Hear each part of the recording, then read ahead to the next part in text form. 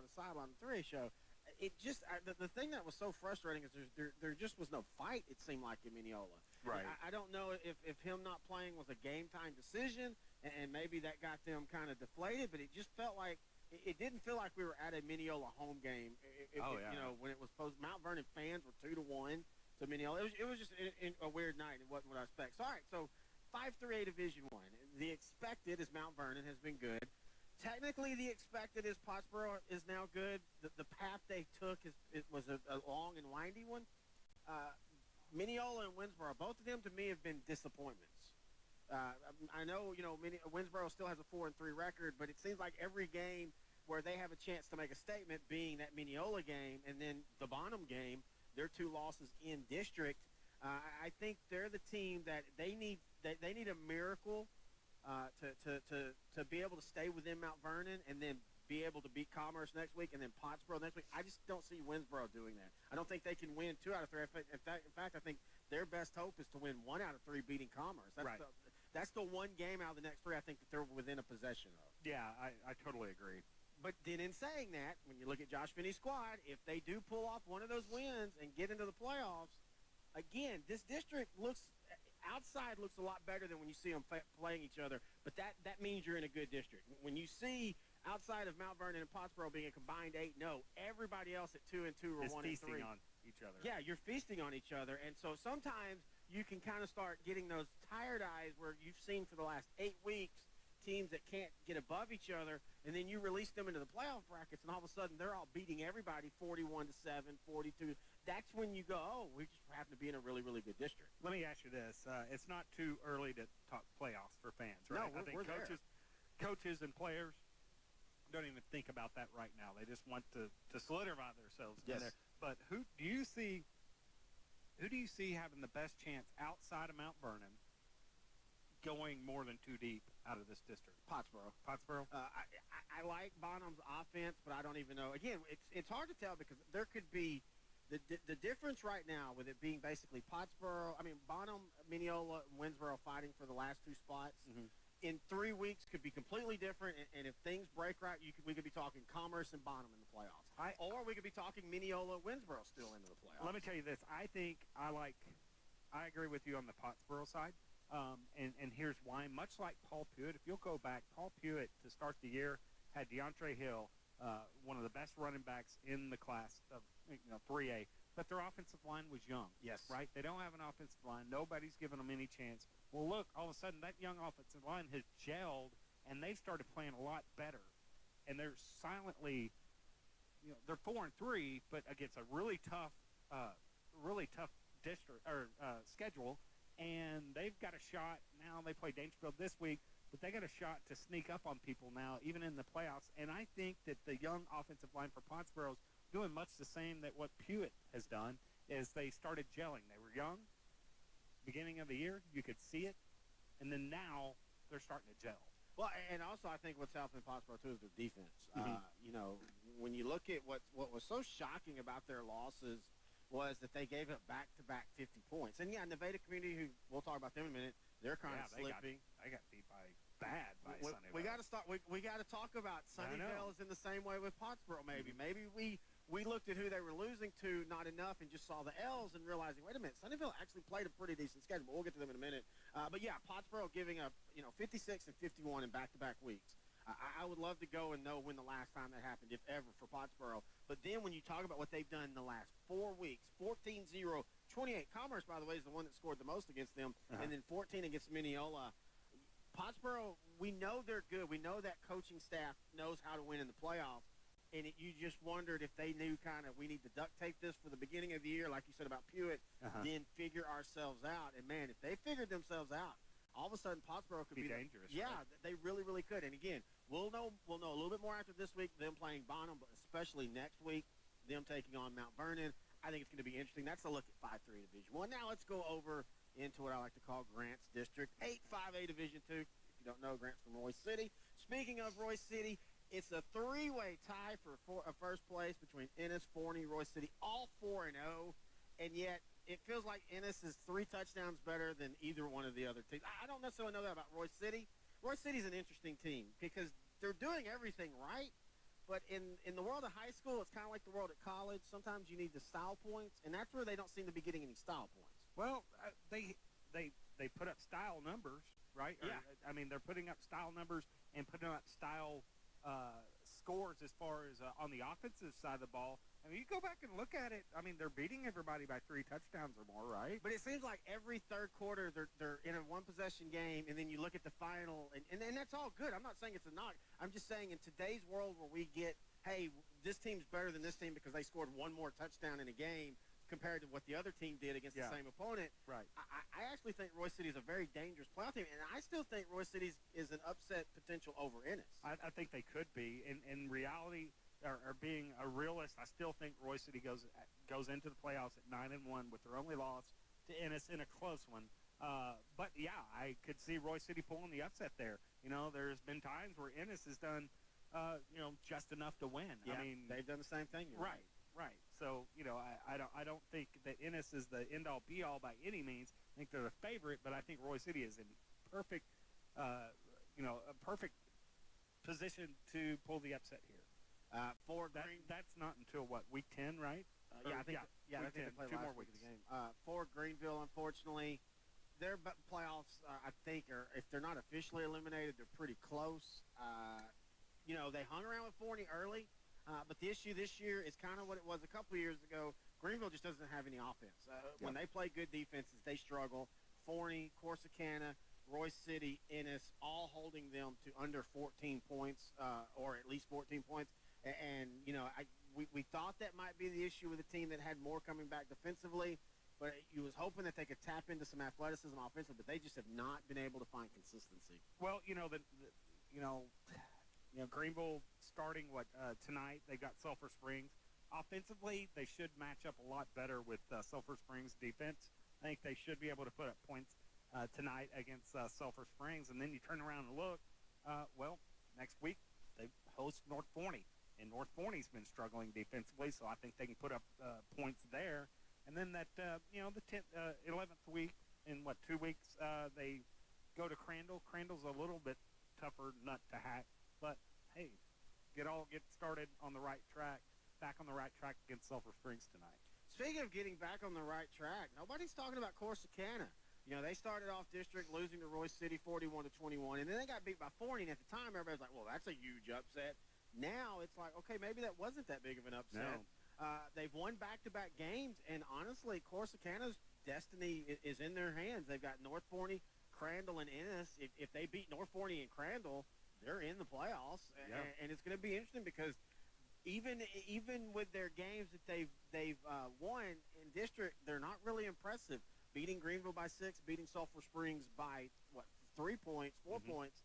So it just shows you that bottom of that bracket. 2 weeks ago, everybody was talking about Crandall being a region threat and blah blah blah. Well, now Crandall's got to fight for their playoff lives because I think they're going to go into Roy City this week and lose and have 3 straight district losses.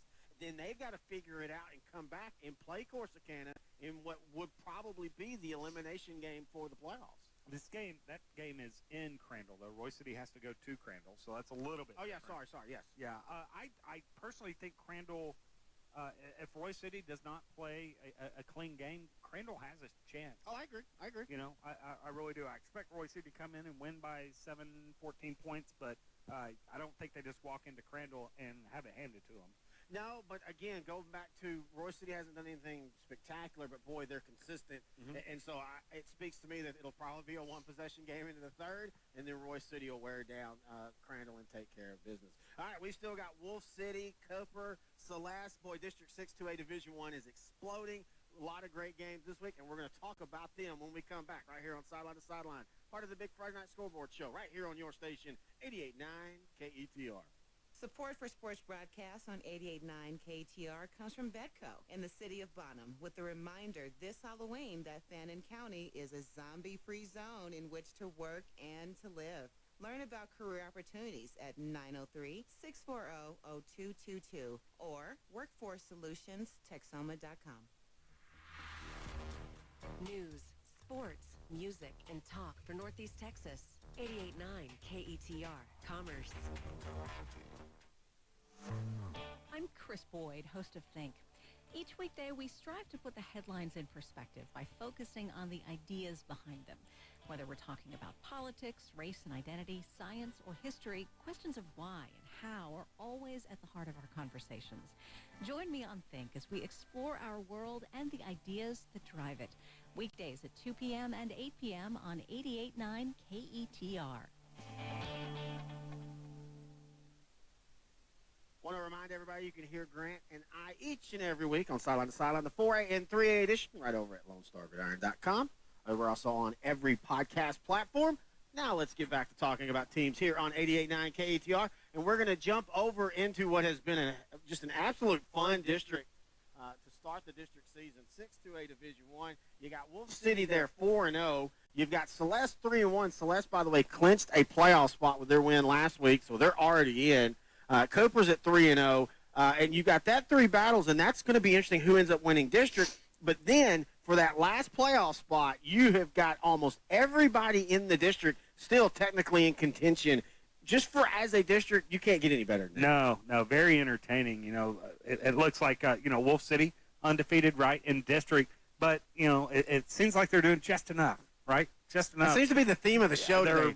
Yeah, it's just enough day. Kind of right? like Just enough week 8. But, Wolf City's just winning under a possession every time. But it doesn't matter. You're getting the wins. And then you've got Celeste and then Cooper, especially Cooper, leaving no doubt every week. So it's just winning in different fashions, but everybody's winning. Or these, top 3 are winning. Top 3 are winning. Of course, now Wolf City, Cooper did beat Celeste, but that was only 26-24. Right. I still look at this district as Cooper's to lose. I do, too.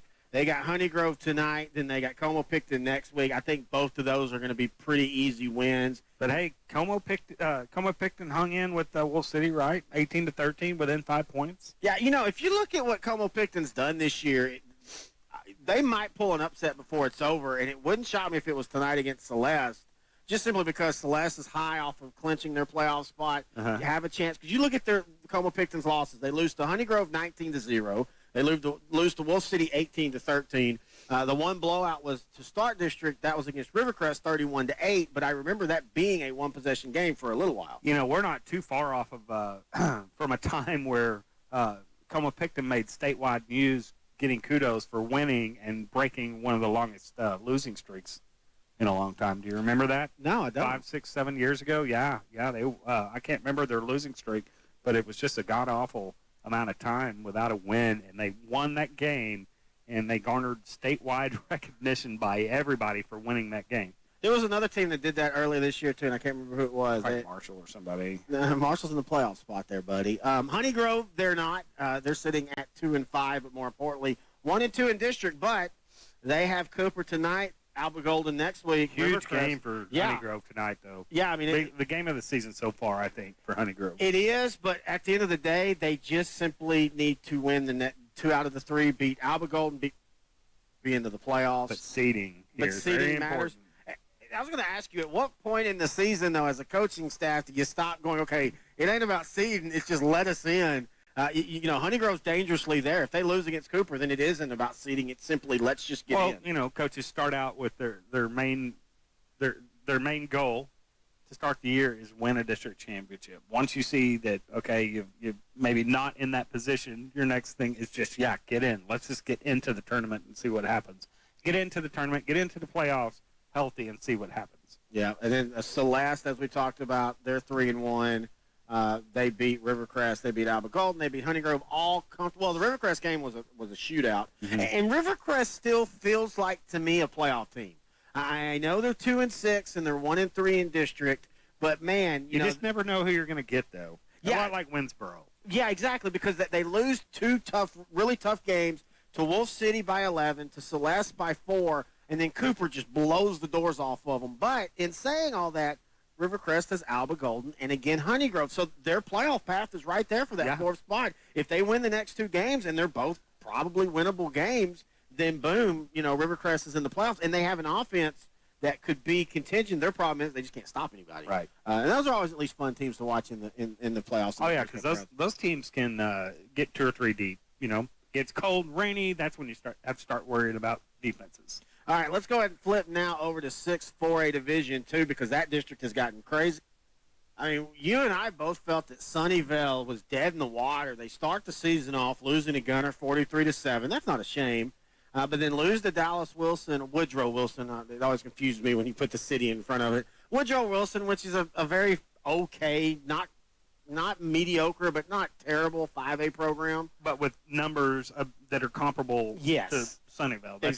That's the caveat here. They're 5A, but their numbers are comparable to what Sunnyvale puts out there. Yeah, I mean, you bring up a good point just to compare. You talk about El Campo this year played Fulshire, which is a 5A team, but they got into 5A right before the explosion happened, and now they, in their last year of 5A, have 3,000 students. So they're actually a 6A team. By enrollment, yes. Yeah, Wilson, by enrollment's a 5A team, but by people playing on the field, they're probably a 4A Division I. But in saying all that, Wilson's 6-1 this year. And they've actually their one loss was to North Forney at the beginning of the year, and that was before North Forney everything just fell off for them. The point is, though, Sunnyvale then lost to Malakoff. They then lost to Dallas Carter. You and I were talking. Nothing wrong with losing to Malakoff. I still contend that Malakoff has one of the better defenses out there. Their scores don't indicate that because of who they played. But you start watching them getting back down to their fighting weight, and they're going to start limiting people seriously to some offense. And I think maybe we underrated the Carter team with them beating Sunnyvale. Carter's 6-1, and they actually have a solid win against the Claiborne team that's not great, but again, a higher classification. So maybe that Sunnyvale loss wasn't as bad, but lo and behold, it doesn't matter. 2 games in the district, they have just absolutely destroyed. At the time, people thought 2 of the top 2 teams in the district in Caddo Mills and Nevada Community. They beat Caddo Mills 2 weeks ago, 47-7. They beat Nevada Community last week, shutting out the Braves, 36-0. Brock didn't even shut out. I mean, that's Community. Yeah, I mean, when you look at Nevada Community this year, they've scored 56 against Pottsboro, 29 against North Lamar, 50 against Crum, 41 against Wills Point, and then they get completely shut out by Sunnyvale. That's a shock to me. And I don't necessarily feel that Nevada is not performing well. I think maybe Sunnyvale just was lying in the weeds, or maybe there was injuries, or maybe just development. But whatever it is, they feel that the Raiders all of a sudden feel like not only the district favorite, which I think they are. Yeah, now they are. They're clearly the favorite. Well, great thing is we'll know this week because they're taking on the other undefeated team in Quinlan 4. But I like Sunnyvale in this game. I'll straight up go there. I know. Yeah, I think it'll be closer than the last 2 weeks.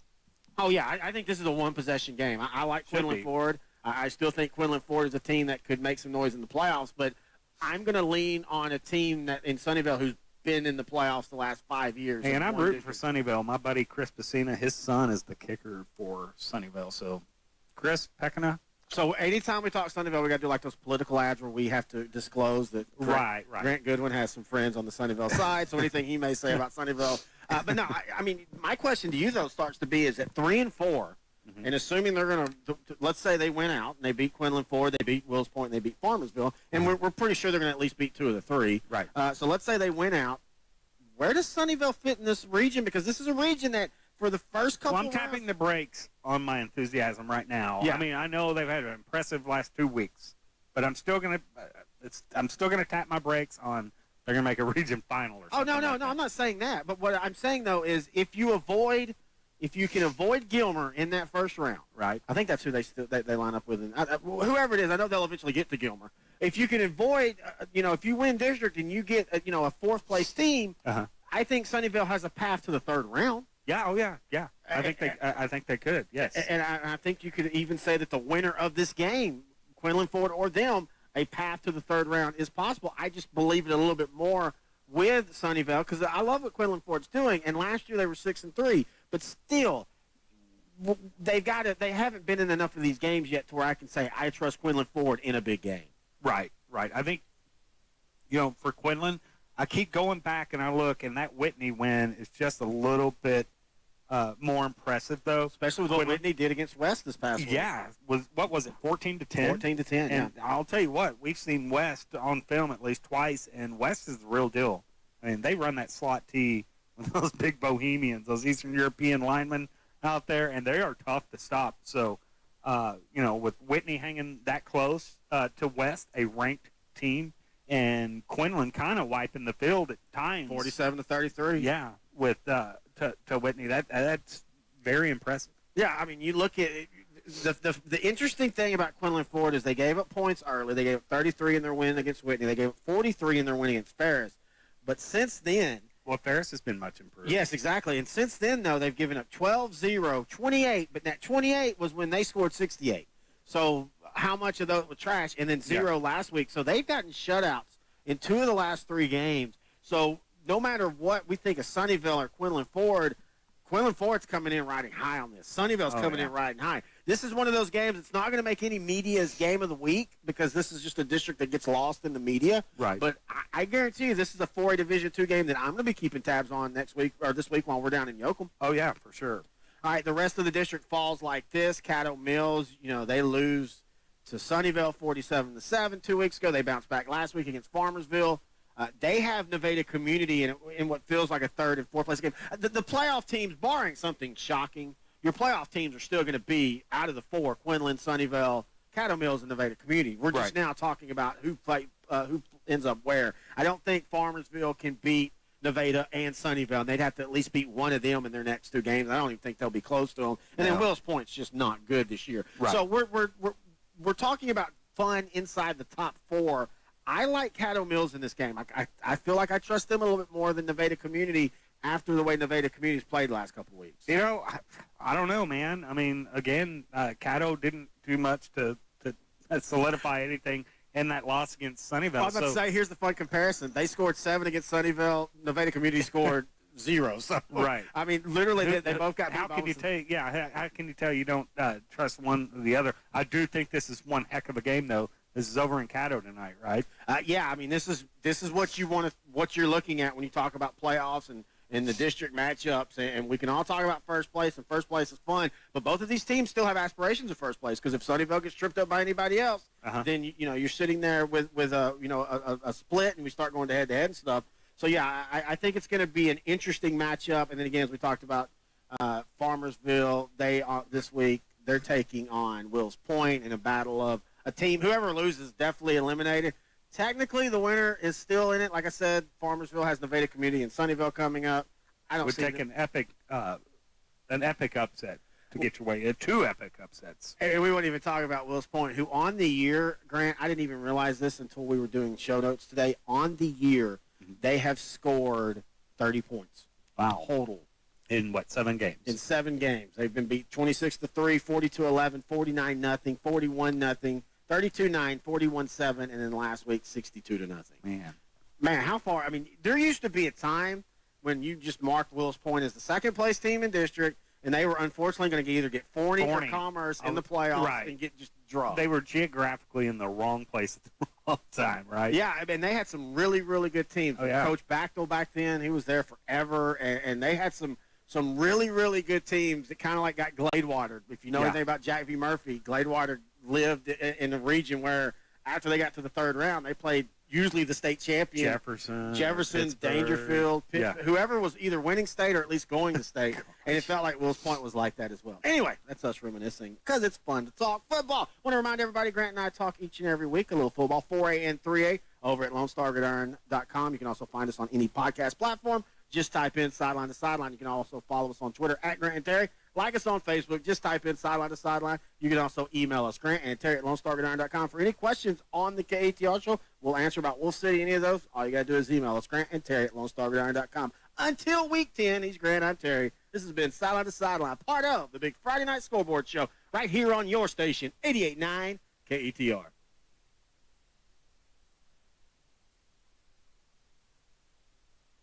Support for sports broadcasts on 88.9 KETR comes from Commerce Edward Jones financial advisor Lauren Laddig. Edward Jones can help community members understand how retirement assets fit into a larger retirement picture and develop plans to be retirement goals. Lauren is at 903-246-3480. Edward Jones, member SIPC.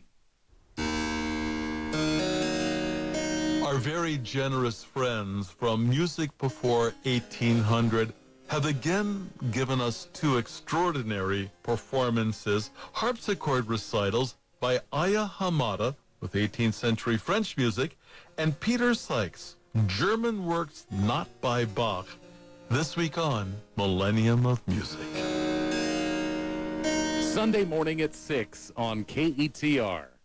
You guys on the fence about the COVID vaccines? I mean, they made it so quick. I get it. It's an important decision. It may help to know that these vaccines were the most tested in history. Yeah, but don't the shots give you COVID-19? No, none of the vaccines contain the live virus, and it's impossible to get it from the vaccine. And the side effects? Some people have a strong reaction, but the symptoms are less severe than actually getting COVID-19. Ask questions. Get the facts. Visit AHA.org/vaccine. A message from the American Hospital Association. Con los terroristas.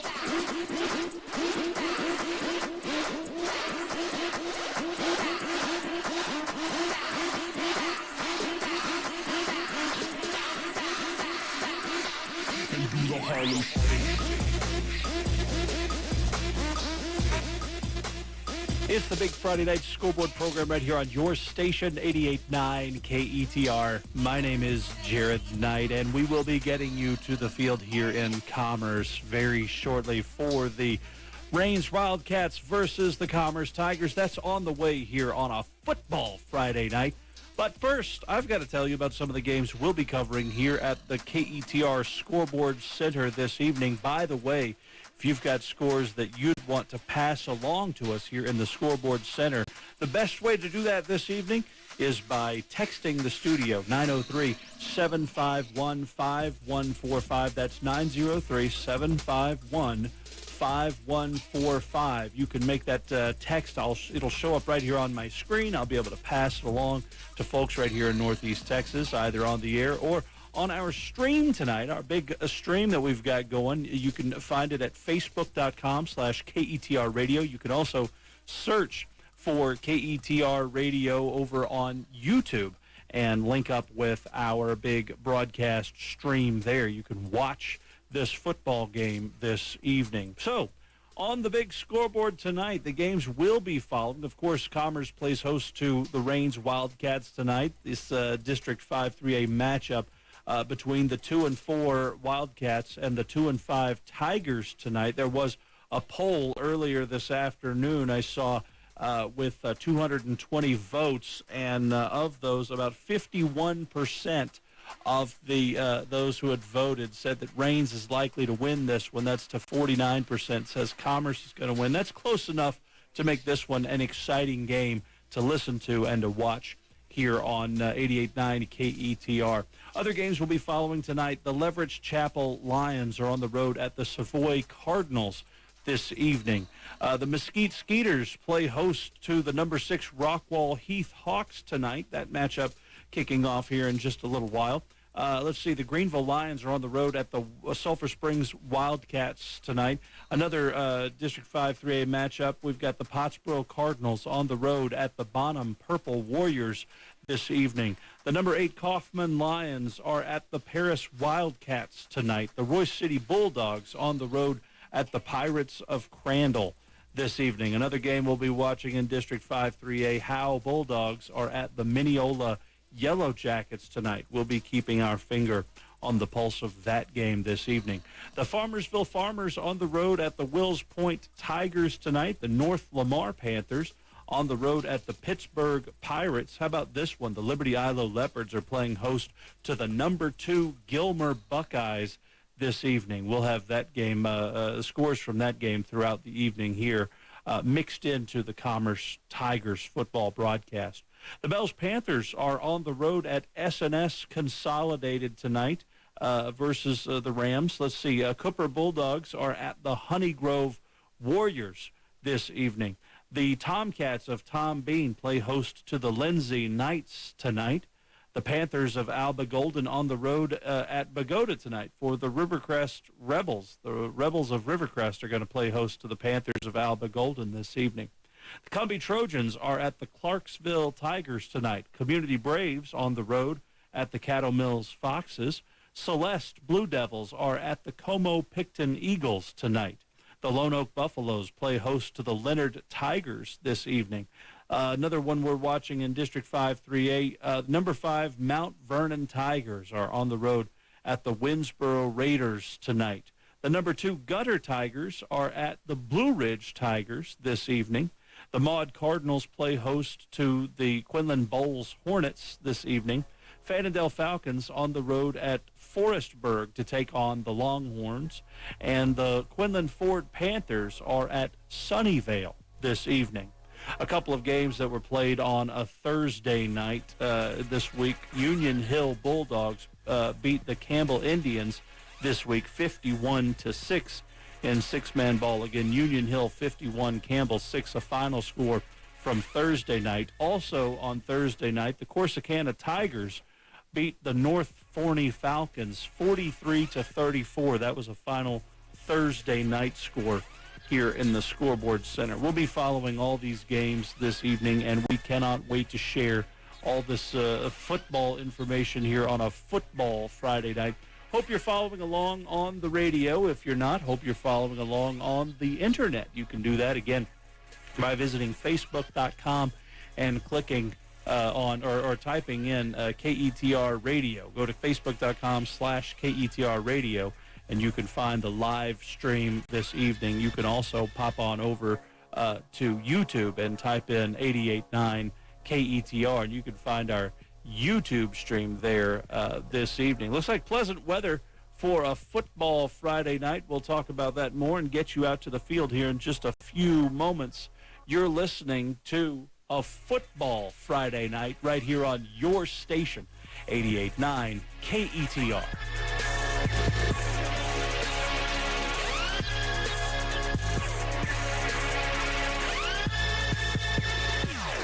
Programming on KETR is made possible by listeners like you and by Cypress Bank. Managers Eddie Smith and Robin Alexander are available to assist with deposit and credit needs at the Commerce branch. Other branch locations include Mount Pleasant, Lone Star, and Pittsburgh. More information at cypressbanktx.com, member FDIC, and an equal housing lender. The music on Sunday Baroque is perfect for your weekend. Whether you're relaxing with the paper, heading off to church, brunching with family, or digging in the garden, I hope you'll take Sunday Baroque along. It's here for you every Sunday from 10 a.m. to 2 p.m. here on 88.9 KETR.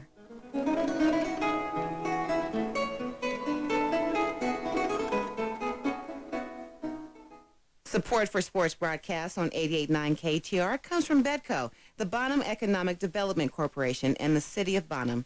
Bedco has partnered with the Fannin County Workforce Center, offering job and career opportunities. Info at 903-640-0222 or workforcesolutionsTexoma.com. If you're looking for a way to truly help children in need, become a CASA volunteer. CASA stands for Court-Appointed Special Advocate. It means that you'll represent the best interest of a child in need in court. You'll work with attorneys and social workers to make sure that child is safe in the foster care system. You won't be a foster parent, but you will be a voice making a real difference at a critical turning point in his or her life. Because every child deserves a chance, and that chance is you. Volunteer today at becomeacasa.org. Sponsored by Texas CASA. Support for sports broadcasts on 88.9 KETR comes from Commerce Edward Jones financial advisor Lauren Laddig. Edward Jones can help community members understand how retirement assets fit into a larger retirement picture and develop plans to be retirement goals. Lauren is at 903-246-3480. Edward Jones, member SIPC.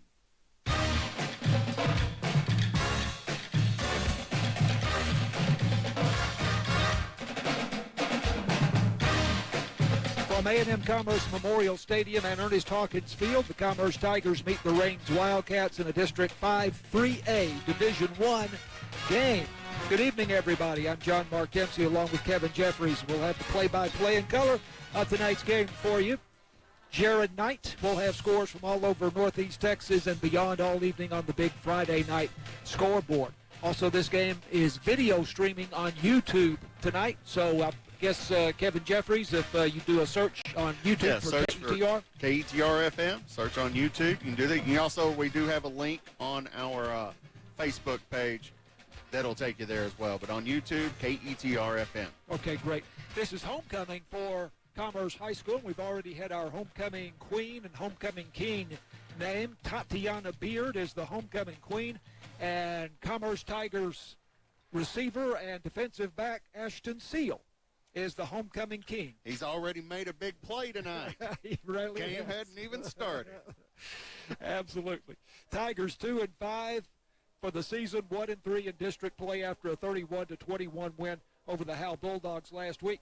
The Tigers are coached by 31-year-old John McSheffrey, the Tigers' defensive coordinator for 3 seasons under former head coach Cody Farrell. John was a major contributor to the Sulphur Springs Wildcats' 2008 state championship team, and he's been named by Texas football as one of the top young coaches under age 40 in Texas. A nod to Tigers history, Commerce has won 2 state football championships in 1999 under Steve Lineweaver and in 2001 under Terry Crone. Commerce has 19 district championships and is 528, 505, and 45 all-time, a 511 winning percentage. We're going to hear from Tigers offensive coordinator Scott Peterson when Tigers football continues after this on 88.9. I'm Jesse King. On this week's 51%, we discuss domestic violence, what it looks like, what resources are available, and how to get help. You know, you should be really looking for a relationship where you feel equal, where you feel safe. Domestic violence is life or death, and if it doesn't kill you physically, it can emotionally, psychologically. It really does affect you. You don't deserve to live that right now. This week on 51%. Tomorrow afternoon at 12:30 on 88.9 KETR. Support for KETR comes from its members and from Cypress Bank, offering both deposit and loan products, including checking, online banking, ATMs, and the Cypress Check Card. Family financial centers located in Commerce, Mount Pleasant, Pittsburgh, and Lone Star. Equal housing lender and member FDIC. Find more information at cypressbanktx.com. New message. Your social security number has been suspended. If you do not contact us, your account will be deactivated. Scammers are aggressive when they contact a potential victim. Social Security Administration employees will never threaten you for information or promise benefits in exchange for information. In those cases, the call is fraudulent, and you should just hang up. Don't provide any personal or financial information to these thieves. Call the Social Security Fraud Hotline at 1-800-269-0271.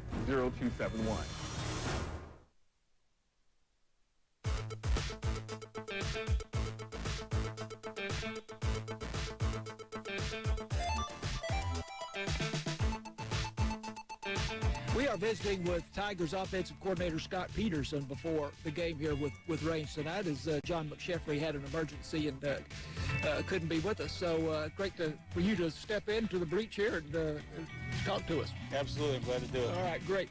So you know these guys very well because you came over to Commerce from Rains just in the past year. I do. I know each of these kids really well. Got to work with them all for the last 5 years there. So I feel like I got a pretty good idea how each one of those kids is going to play. Well, watch them on video this week, and is it Macri? You pronounce that Audie Macri? Well, he's a tough kid, the quarterback. Oh, yeah, he's super tough, and he runs the ball so hard, and he's smart, and he does a lot of things like Manziel did in college. He's an escape artist, and he creates things offensively, so he gives people a lot of problems. Yeah, and then they have a very versatile guy in Kendrick Burns, who's just a dangerous guy every time he touches the ball. Yes, KJ, he's one of those guys that's very deceptive speed. He's got such an easy gait to him. It doesn't look like he's wide open, but very few people ever catch him. Yeah. But they will throw the ball to him, and they will run him on rushing plays, and he returns kicks. Right. Yeah, him and Schellinger and Dell, they're all going to touch the ball quite a bit today, and a few other guys as well, and they're all going to be a handful. Yeah. So last week we were expecting a really high-scoring game between you and Hal, and then it was 7-3 Hal going into the fourth quarter, and not at all what we were looking for. Then it kind of just exploded there in the fourth quarter. Right. Hal came out with a really, really good game plan for what we do, and it took us a while. You always look when you're on offense to find that thing that works for you, and you just hope you find it in the first quarter. Well, we found it in the third quarter. So all the credit goes to them. They had a great game plan, and their kids were playing really hard, and we had to find a way to win it. And, sometimes that's a sign of a good team, too. When things are struggling, and if you can lock it down and get it going, that's a good sign.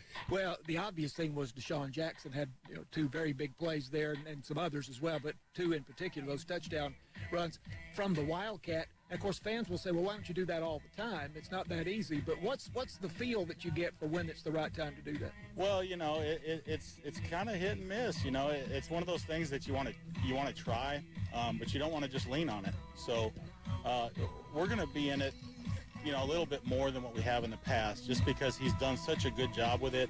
I just think we're not very smart not to do it more. So, yeah, we're going to lean on that a little bit harder. And when the situation calls for a run or a pass, we'll determine which quarterback's out there and whether Day-Day is in there at the Wildcat or not. And so, we're going to play it by ear, of course, but we're going to lean out a little bit more than we have. Yeah. Another big play that kind of broke things loose last week was one we had not seen before, and that was the screen pass to Isaiah Simon. That's an old Dallas Cowboys play from way back, probably before your time, but that was a beautiful play. Yeah, we've been repping that all year long, and I think we've run it once before and got like 2 yards on it.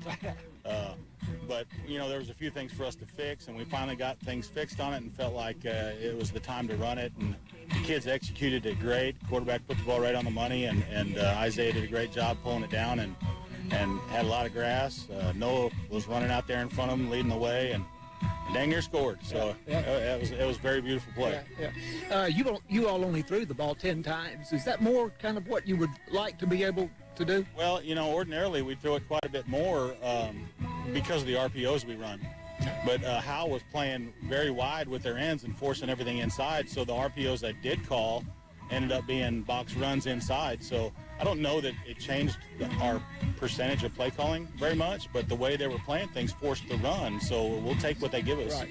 Well, the other thing that stood out to us last week was, from our point of view, Carlos Serrano on defense had a huge game. Yeah, he had a huge game. He played lights out, and, you couldn't be more proud of a sophomore kid that bounces in and does the job he just did. I mean, he was all over the place. Sometimes it's just that a particular game, a kid just rises to the occasion, and then that's it for a hit like Ashton Seal last year against Bonham, and he's been a star ever since. Yeah, sometimes that one game, it just clicks for a kid, and all of a sudden the rest of his career is different, and we feel like that's going to be that way for Carlos. We thought Emmanuel Castillo had a good game, both punting and place kicking last week. Emmanuel had a very solid game kicking. For a freshman to go out there and do what he's done has been pretty impressive. He's certainly got a future kicking, as long as he stays with it. Yeah, and just a freshman, as you say. I meant to ask John about this last week, and it just slipped my mind, but you guys, I know, are excited about having the artificial turf on what is your practice field. Oh, man, you have no idea how excited we are. Tired of practicing in the mud every day out there, and it's beautiful.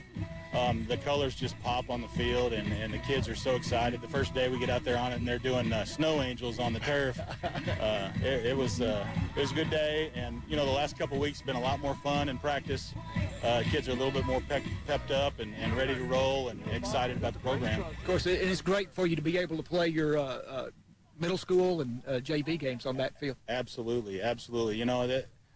There's nothing like being at home. It's a true home field advantage now. So. Even when we play here at AM and Commerce, we love it here, but it's not our home stadium. So it's definitely made a difference. Yeah. Well, of course, last week at Howell, I don't know if you weren't there 2 years ago. I think it was 2 years ago. That was the muddiest field I have ever seen. 100% difference with that artificial turf. Right. Oh yeah. When I was at Rains, we played at Howell a few times, and it was very muddy field. Yeah. Those games too. So I know exactly what you're talking about. Right. Well, Coach, good luck. Well, thank you very much. Scott Peterson, offensive coordinator of the Commerce Tigers, and Tigers football continues after this on 88.9.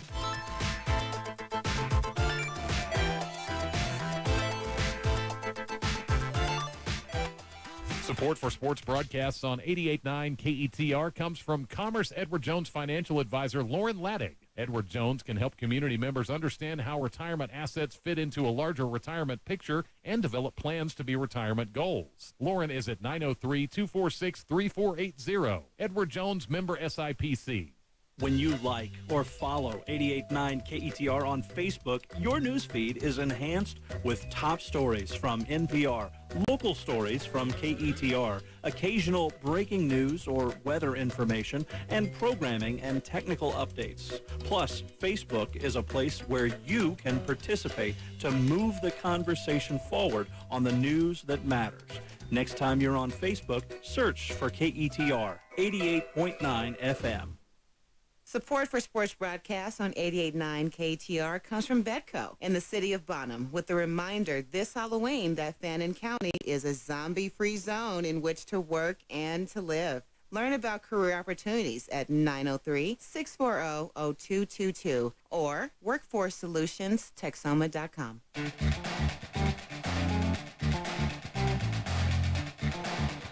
Commerce Tigers football on KETR.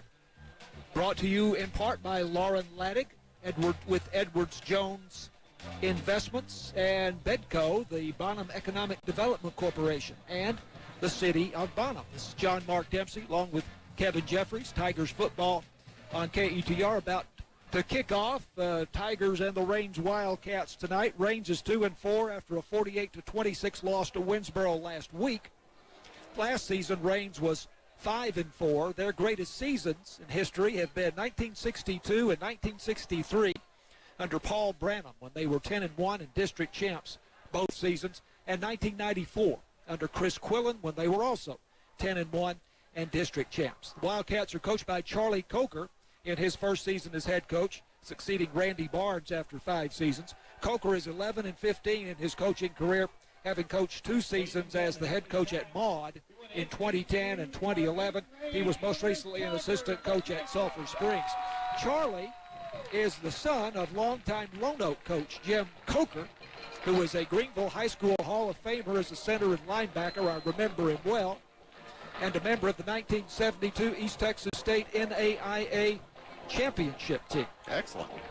Despite being fairly close neighbors, Commerce and Rains have not been regular opponents over the years. Occasionally they have found themselves in the same district, however. Last year, Rains won by forfeit as Commerce had to cancel because of the pandemic. In 2019, Rains won 57-20 here in Commerce. In 2018, the Wildcats won 33-21. Previously, an 11-year gap between games, as Rains won 30-14 in 2007. Commerce won 22-0 in 2006. Rains triumphed 20-7 in 2004. And Rains shut out the Tigers 12-0 in 2005. You might think that they would have played more often, but they haven't. The district standings. This is District 5, 3A, Division 1. Mount Vernon and Pottsboro are tied at 4-0. Mineola, Bonham, and Winsboro all at 2-2. Rains and Commerce are 1-3. Howe is 0-4 in the district. Games last week, Winsboro beat Rains 48-26. Commerce over Howe 31-21. Mount Vernon shut out Bonham. Big surprise to me, 56-0 there. And Pottsboro handled Mineola very easily, 42-14. That was a bit of a surprise, at least just the score. Tonight we have Mount Vernon at Winsboro. That is a very big game. Of course, Rains at Commerce. Howe at Mineola. Expect Mineola to win that one handily. And a very interesting game, Pottsboro at Bonham. Be interesting to see if the Purple Warriors bounce back against Pottsboro this week after losing last week 56-0 to Mount Vernon. And you have played some good defense if you stopped Bonham's offense. I think so. But, Tigers at least were competitive with Mount Vernon the first half anyway. You know? So I was just really surprised by that score. So we are about to have the coin toss here for this homecoming game. And again, Ashton Seal is the homecoming king, and Tatiana Beard is the homecoming queen. Ashton Seal, one of the Tiger captains out there right now, along with Ty Hoffman, Henry Serrano, and Miles Boyd, one of the captains tonight. And they are meeting the Rains captains, among them Audie Mackery, the outstanding quarterback for the Rains Wildcats. Tell you more about him in a moment. And it looks like Rains has won the toss, and they will receive, and the Tigers will be defending the north goal at A&M Commerce Memorial Stadium and Ernest Hawkins Field. Audie Mackery has completed 53 of 95 passes. That's 55%, 664 yards, 7 touchdowns, and 5 interceptions. He's rushed for 555 yards and 2 touchdowns. And now with the national anthem, here is the Commerce High School Band.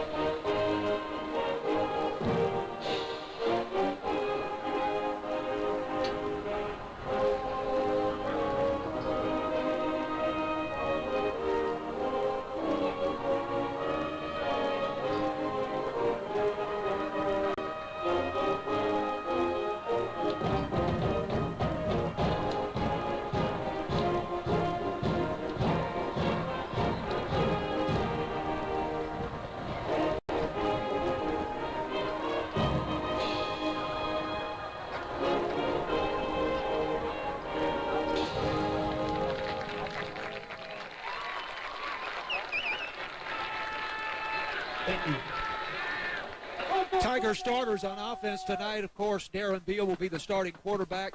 Isaiah Simon will be the starting running back for the Tigers. The outside receivers are Miles Boyd and Dre Gadlin. Inside receivers are Deshaun Jackson and Ashton Seal. Offensive line, Cody Jenkins at left tackle, Noah Howell at left guard, Andy Jenkins at center, Jack Nichols at right guard, and Henry Serrano at right tackle. On defense for the Tigers, Carlos Serrano, who had a terrific game last week at defensive end. Oh, yeah. And his older brother, Henry Serrano, is the other defensive end.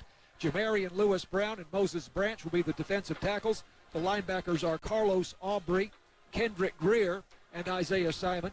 And the cornerbacks are Dre Gadlin and Tyshawn Harris. And the strong safety, Deshaun Jackson. Free safety is Ashton Seal. Commerce kicking off. And that means that Emmanuel Castillo will be putting a toe to the ball here just in a moment. Beautiful night for football. Kind of warm this afternoon, but once the sun went down, very, very pleasant out here. Very light breeze out of the south. Here is the kickoff by Emmanuel Castillo. Lands at the 20-yard line, and the return now for Rains out across the 20 to about the 21-yard line. And I believe that was Prabdeep Singh on the return there for Rains. Kevin? He's kind of one of their everything guys. He's thrown the ball a little bit. He's caught some. He's run some. He gets things done here and there. So again, Audie Mackery, we told you, they're terrific little quarterback. He is really more of a runner than a passer, but he does have his moments passing as well. So they are moving from right to left. Again, we are streaming on YouTube. Just search KETR. There is the snap to Mackery, and he gives it to K.J. Burns, and Burns going right has a short gain. Burns in the carry. From about the 21 out to the 23-yard line. 20, is it the 24? No, 23. Right. So that's about a 2-yard gain there for K.J. Burns. Second down and 8 for Rains.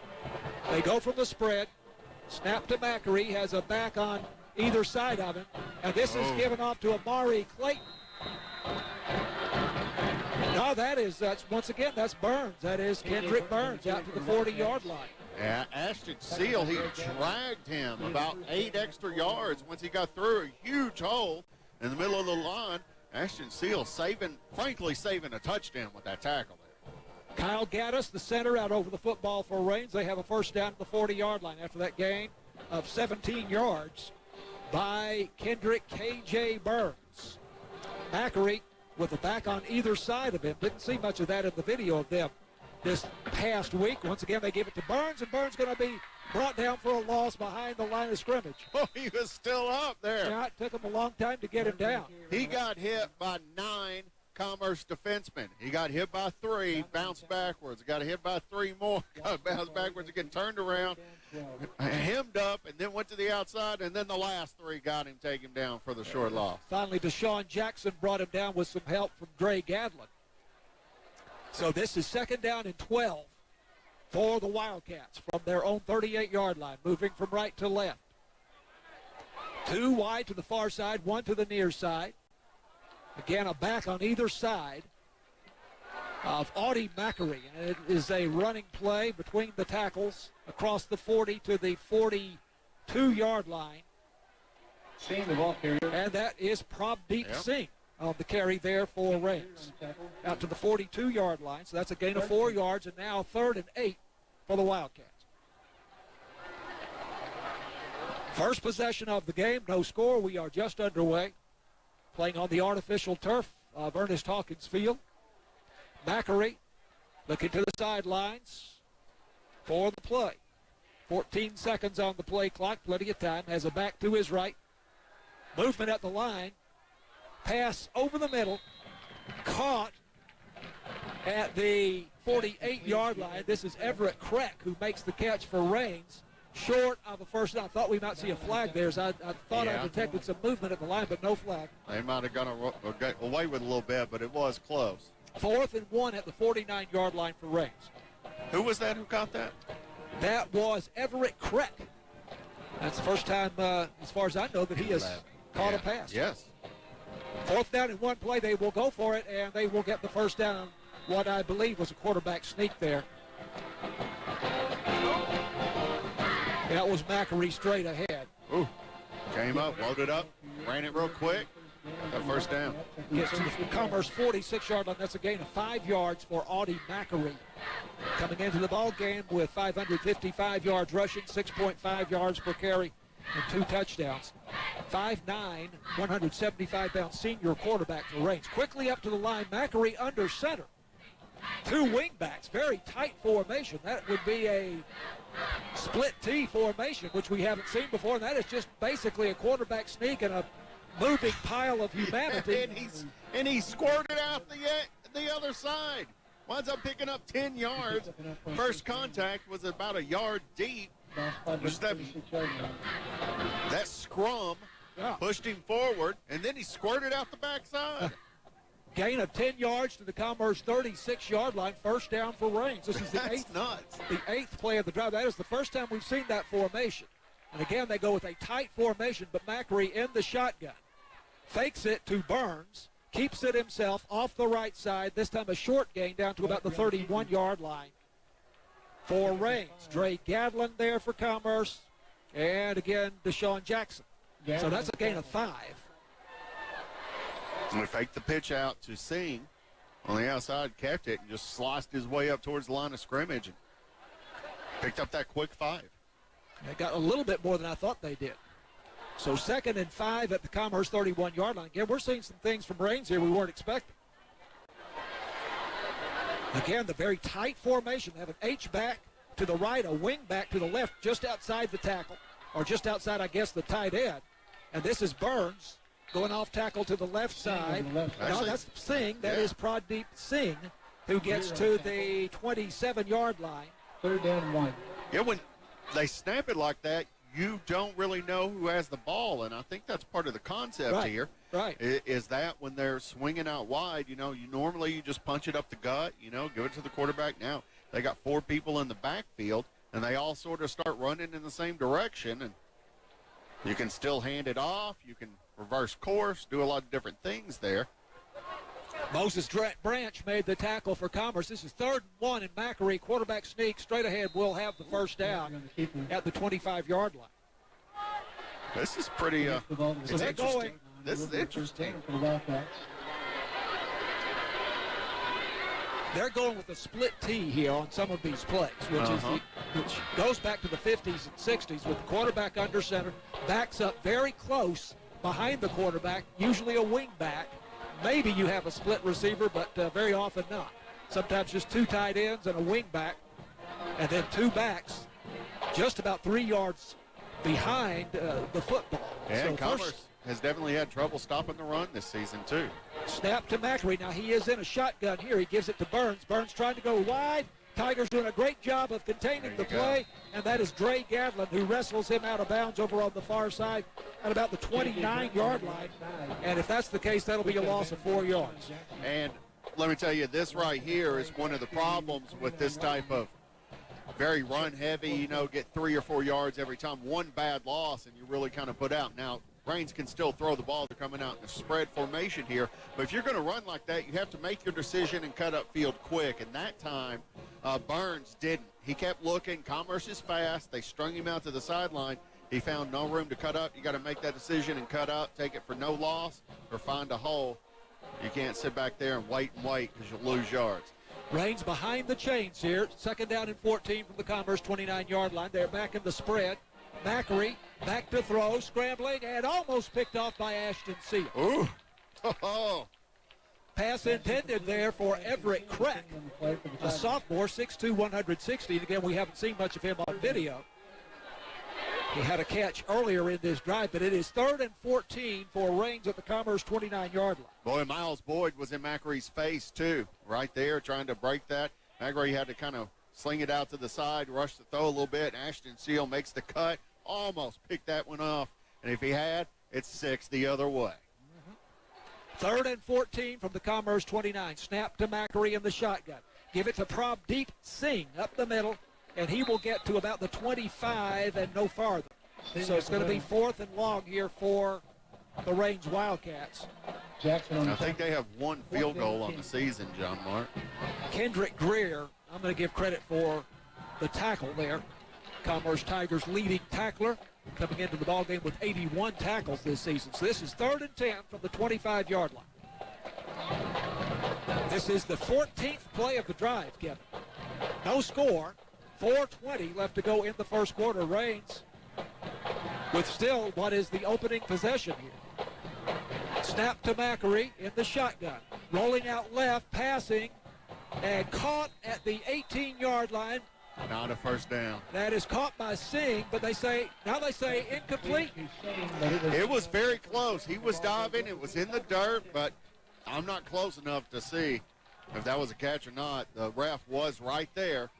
So, no, they're calling it complete. It was just 4th down, not a first down, so turn it over. But they're getting the ball right where he caught that. The ball goes over to Commerce here. Yeah, at the catch. At the 18-yard line.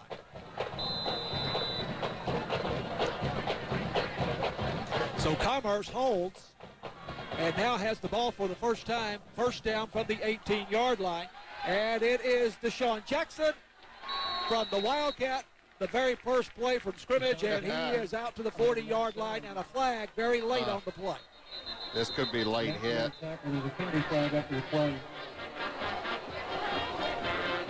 Jackson with a gain of 22 yards. On a sweep to the right side. The first play from scrimmage, he had the huge game last week against Howe. A couple of touchdowns. One was 70 yards. Unsportsmanlike conduct. Commerce is what I see here. Is this going to be a dead ball foul? In which case it would still be first down. They're walking it off from the 40. And they'll put it down at the 25-yard line. Yeah, it was after dead ball foul after the play. So it'll be 1st and 10. No score in the game. They net 7 yards on that play. 3:58 to go first quarter. Again, a snap to Deshaun Jackson in the Wildcat. He bobbles it, able to recover, pick it up, and struggle out to the line of scrimmage, and maybe just a little bit more, but no gain there really. So it'll be 2nd down and 10 from the 25-yard line. And that was tough. Commerce had some struggle snapping the ball early in the season, but it pretty much solved that. We haven't seen much of that in a while.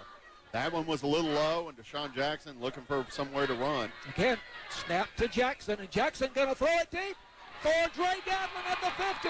Gadlin at the 40, the 30, a foot race. He's going to score. 20, 10, touchdown, Commerce.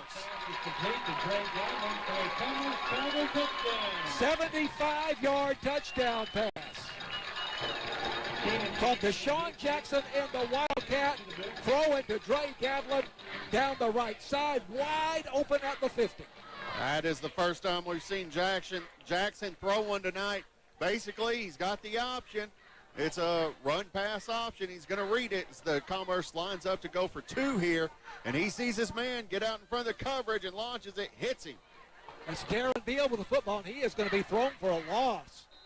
Darren Beal in at quarterback for the 2-point conversion. And the Tigers were spread out all over the field. The swinging gate is what they came out in, and somehow or other, Rains was able to get through there and sack Darren Beal for a big loss all the way back at about the 15-yard line. So 6-0 Commerce with 3:19 left to go in the first quarter. This is Tigers football on 88.9. Programming on KTR is made possible by listeners like you and by Cypress Bank. Managers Eddie Smith and Robin Alexander are available to assist with deposit and credit needs at the Commerce branch. Other branch locations include Mount Pleasant, Lone Star, and Pittsburgh. More information at cypressbanktx.com. Member FDIC and an equal housing lender.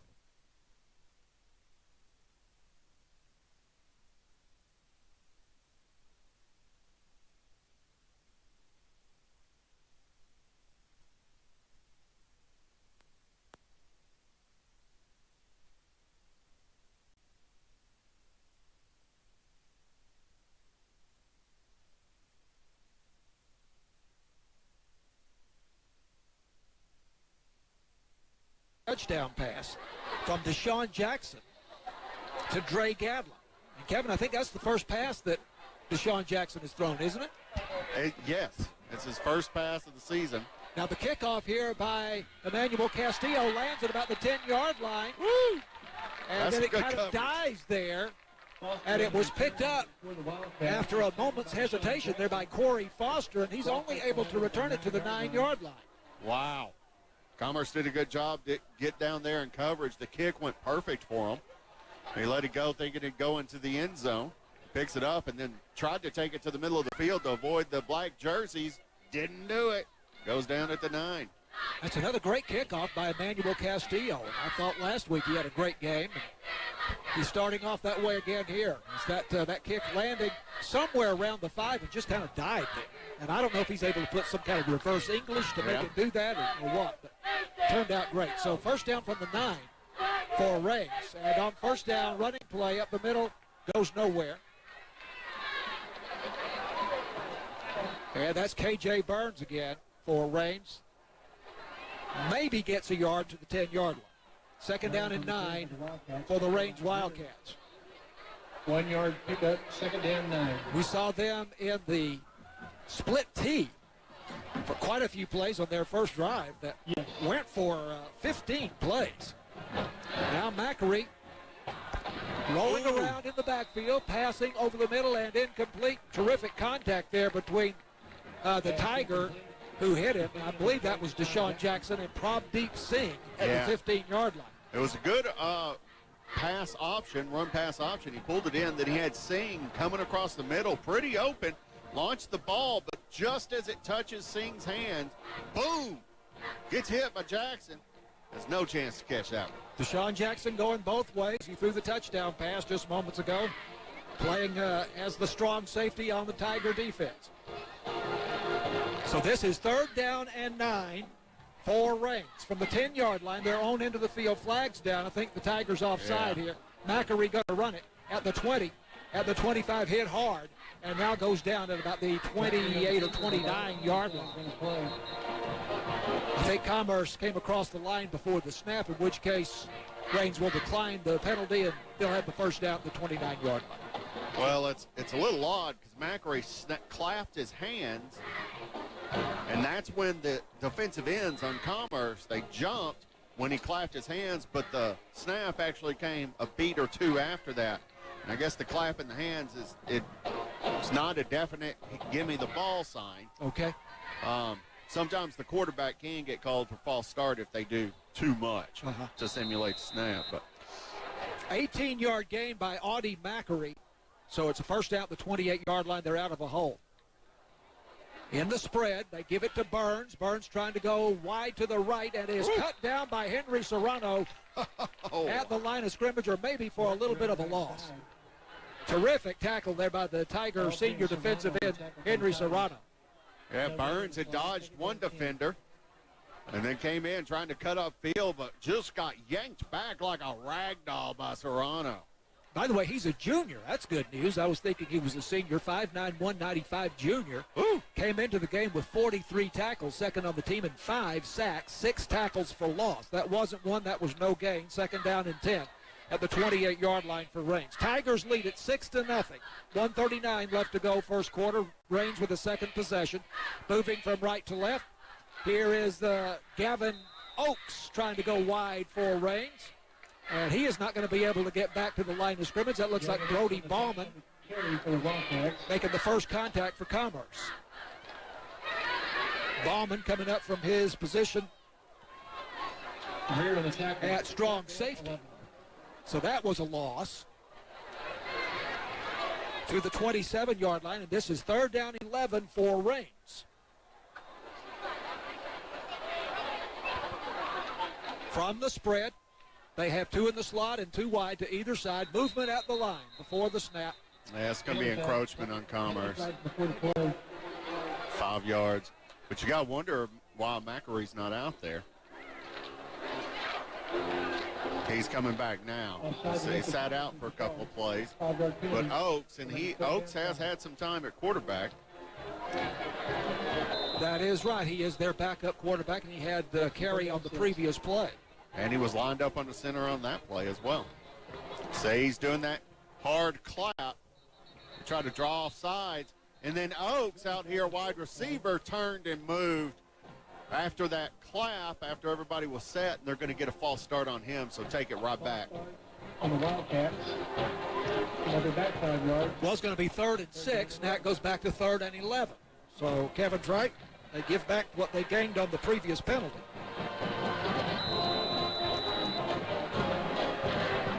From the 27-yard line. Ball on the far hash mark as they move to our left. Audie Mackery claps his hands in the shotgun, in the pocket, moving, in trouble, scrambling to his right, throwing downfield, and overthrows his man at the 50-yard line. And that is Bo Schellinger.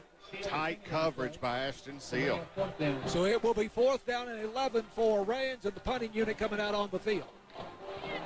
He was under all kinds of pressure in the backfield, somehow managed to elude the Commerce rush, and then pulled up, saw a man, tried to get it to him.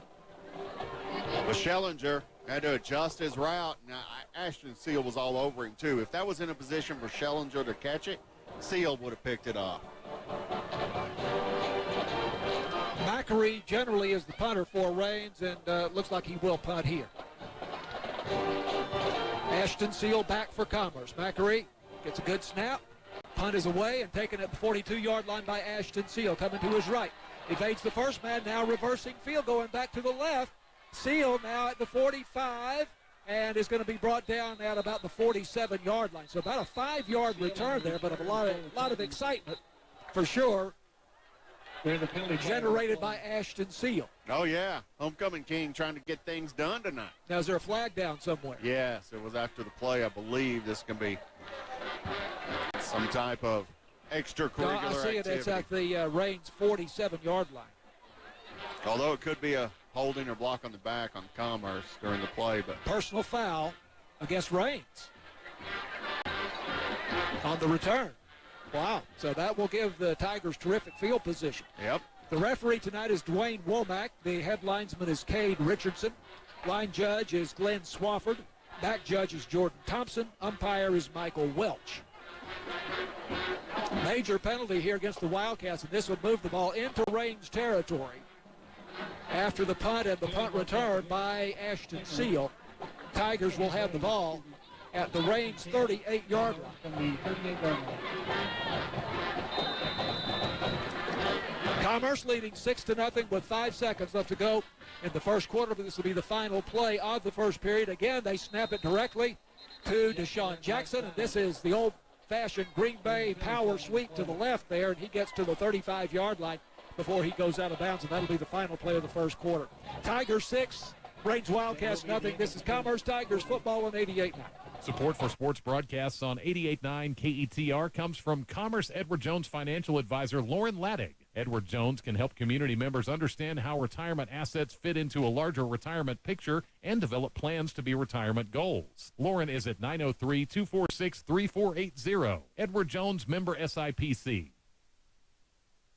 From the Scoreboard Center here on the campus of Texas A&M University, Commerce, Pottsboro's out in front of Bonham 7-0 with 10 minutes left to go in the first quarter. Mineola leads Howe 6-0 with 8 minutes left to go in the first. Right now, Mount Vernon leads Winsboro 7-0 with that was back with 11 minutes left to go in the first quarter there. Already in the second quarter with 6 minutes left, it's Rockwall Heath over Mesquite 21-0.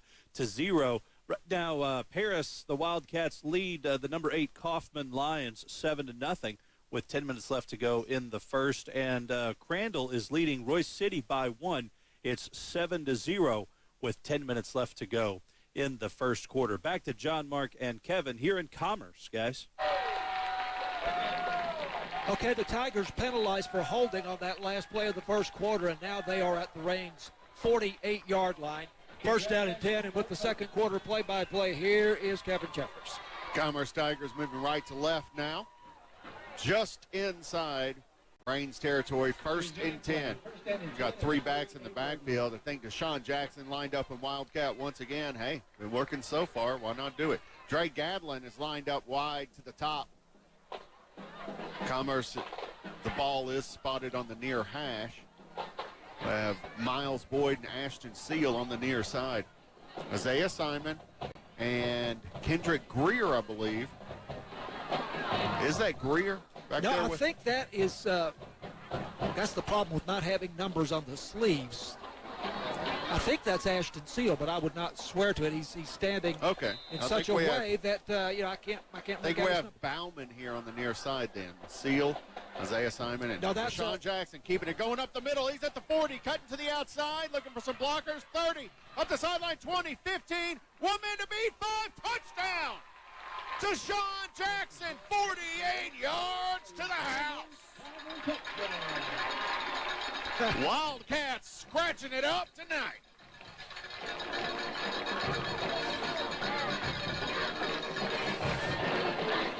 Kind of makes a difference, doesn't it, to be able to run that Wildcat with Deshaun Jackson. Yeah, and you have some great athletes back there with you to throw blocking or to hand it off to keep them misdirected. Ashton Seal and Isaiah Simon were down the field. They went out wide. Deshaun Jackson cut up, and then down the field he got some good blocking. 2-point conversion. Here's a snap. Punching it through to the end zone. That'll make 2. 14-0 Commerce over Rains Wildcats. But the Commerce Wildcat formation is what's working best tonight. We'll be back with more Tigers football after this on KETR. Support for sports broadcasts on 88.9 KTR comes from Bedco, the Bonham Economic Development Corporation, and the City of Bonham. Bedco is partnered with the Fannin County Workforce Center, offering job and career opportunities. Info at 903-640-0222 or workforcesolutionsTexoma.com. 14-7 now in Sulphur Springs, where Greenville leads the Wildcats of Sulphur Springs. Again, 14-7 with 4 minutes left to go in the first quarter. Right now, Pittsburgh leads North Lamar 8-0 with 6 minutes left to go in the first. The Rivercrest Rebels lead the Panthers of Alba Golden 7-0 with 7 minutes left to go in the first quarter. That game being played in Magota tonight. And the Foxes of Caddo Mills lead the Community Braves 7-0. Back to John, Mark, and Kevin in Commerce, guys. Deshaun Jackson straight up the middle, off to this sideline, and into the end zone. 48 yards for pay dirt, 2 points. 14-0 Commerce over Rains. Here is the kick. It's high and it's deep, fielded at the 11-yard line, up to the 15, the 20. Cutting to the outside, hit there at the 27 and taken down. That's where the Wildcats will take over. It's Corey Foster on the return there for Rains. And it was Moses Branch making the first contact there for Commerce. By the way, I think Kevin did say this, but just to draw a line under it, Deshaun Jackson also scored on the 2-point conversion for the Tigers from the Wildcat. Well, that's a difference maker. It is. This looks like a different team with Deshaun Jackson. And we keep saying the Wildcat, but he passed for a 75-yard touchdown on the previous possession. So is he essentially playing quarterback? Or, how do you differentiate between They're just lining up. It's in that formation we saw that traditionally called the Wildcat, which is kind of like an offset or a wing T a little bit, offset wing. Here's a handoff over the left side, hit immediately and taken down for a short gain. 2nd and 8, Wildcats. And on the tackle for the Tigers there, Kamarian Edwards, junior down lineman, defensive tackle, with 7 tackles coming into the ballgame. He's been playing a lot more lately. That's a 2-yard gain. Up to the 30-yard line. I was seeing on the carry once again, but yeah, Jackson is just dangerous, and if you come up too close to stop him, there'll be receiver over the top. Loose ball. Loose ball on the ground. They're punching it up the middle. Ball comes loose. No indication. There's going to be Rains keeping it back. Yeah, indicating 3rd down. Yeah, and it'll be a referee. A 2-yard gain by Macquarie. Looks like it was Colin Holcomb who came up with the recovery at Rains offensive lineman. So 3rd and 6. 3rd and 7. 3rd and 7. Excuse me. That would have been a 1-yard gain.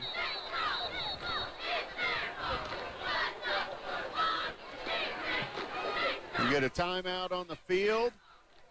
Taken by the Tigers, Taken by Commerce. 10:54 left in the first half, 14-0 to Commerce. We'll be back after this on KETR. Support for KETR comes from its members and from Cypress Bank, offering both deposit and loan products, including checking, online banking, ATMs, and the Cypress Check Card. Family financial centers located in Commerce, Mount Pleasant, Pittsburgh, and Lone Star. Equal housing lender and member FDIC. Find more information at cypressbanktx.com. A few more scores to pass along here from the scoreboard center. Bells leads S&S Consolidated 8-0 with just a minute left to go in the first quarter. Cooper, the Bulldogs, lead the Honey Grove Warriors 8-0 with 2 minutes left to go in the first quarter. Clarksville leading Cumbie right now 13-6 with 2 minutes left.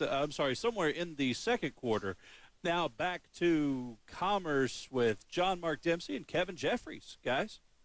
Thanks a lot, Jared. And Scott Peterson, talking to him before the game, said we'd see more Wildcats tonight, too, and we certainly have.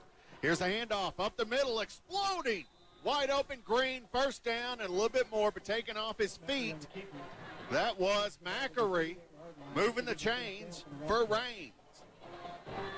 Get about 8 yards on the carry. One of the Tigers just took his feet out from under and submarined him. I think that was Kendrick Greer, the linebacker. Can't quite be sure I lost sight of it, but what a run by Mackery. Big formation once again. Handoff to Singh over the left side, looking for blockers. Commerce defense gets in there, takes him down. They're indicating a fumble. The Commerce Tigers are. The refs are not. That'll be 3 yards for Singh, make it 2. So bring up 2nd and 8 for the Wildcats. Ashton Seal, Brody Bauman, the safeties teaming up on the tackle there for Commerce. To the 44-yard line, 14-0 Commerce. 2nd and 8, big formation. Handoff up the middle, didn't hand it off, kept it. Gets a couple of yards, then taken off his feet. This will bring up a 3rd and 5 near midfield for Rains Wildcats. Defensive end Henry Serrano with the tackle there for the Tigers. To the 47-yard line he goes. 9:57 left in the first half. Kevin, I never saw Sam McCord play football for East Texas. It's before my time, but I imagine that he played a lot like and looked a lot like Mackery. Mackery comes out in the shotgun, then runs up under center, gets the ball, comes out to the far side, launches it down the field, gets hit late. I think we're going to have a late hit on Kendrick Greer as he hits Mackery, and I was surprised, and we have a flag on the far side, and I think that was offsides because when Mackery ran up to the line, he did a fake snap count. Commerce Tiger jumped, and then they snapped it. Then he rolled out and tried to throw it deep. The whole play, I think, designed to draw the Tigers offsides. But Mackery running that fast forward. That's going to be offsides on Commerce, and that's declined. Roughing the passer on Commerce, and that one will be accepted. And that's what you saw, first of all. So they're walking this 15-yarder off, and this will push it into Commerce territory to the 38-yard line. The 38-yard line. First down for the Wildcats. The quarterback running that fast to the line of scrimmage is kind of pushing the envelope there, but hey, technically not against the rules, but. Rains had a 61-yard drive in 14 plays with their first drive, and they're rolling again here. 38-yard line. Here's the pitch out.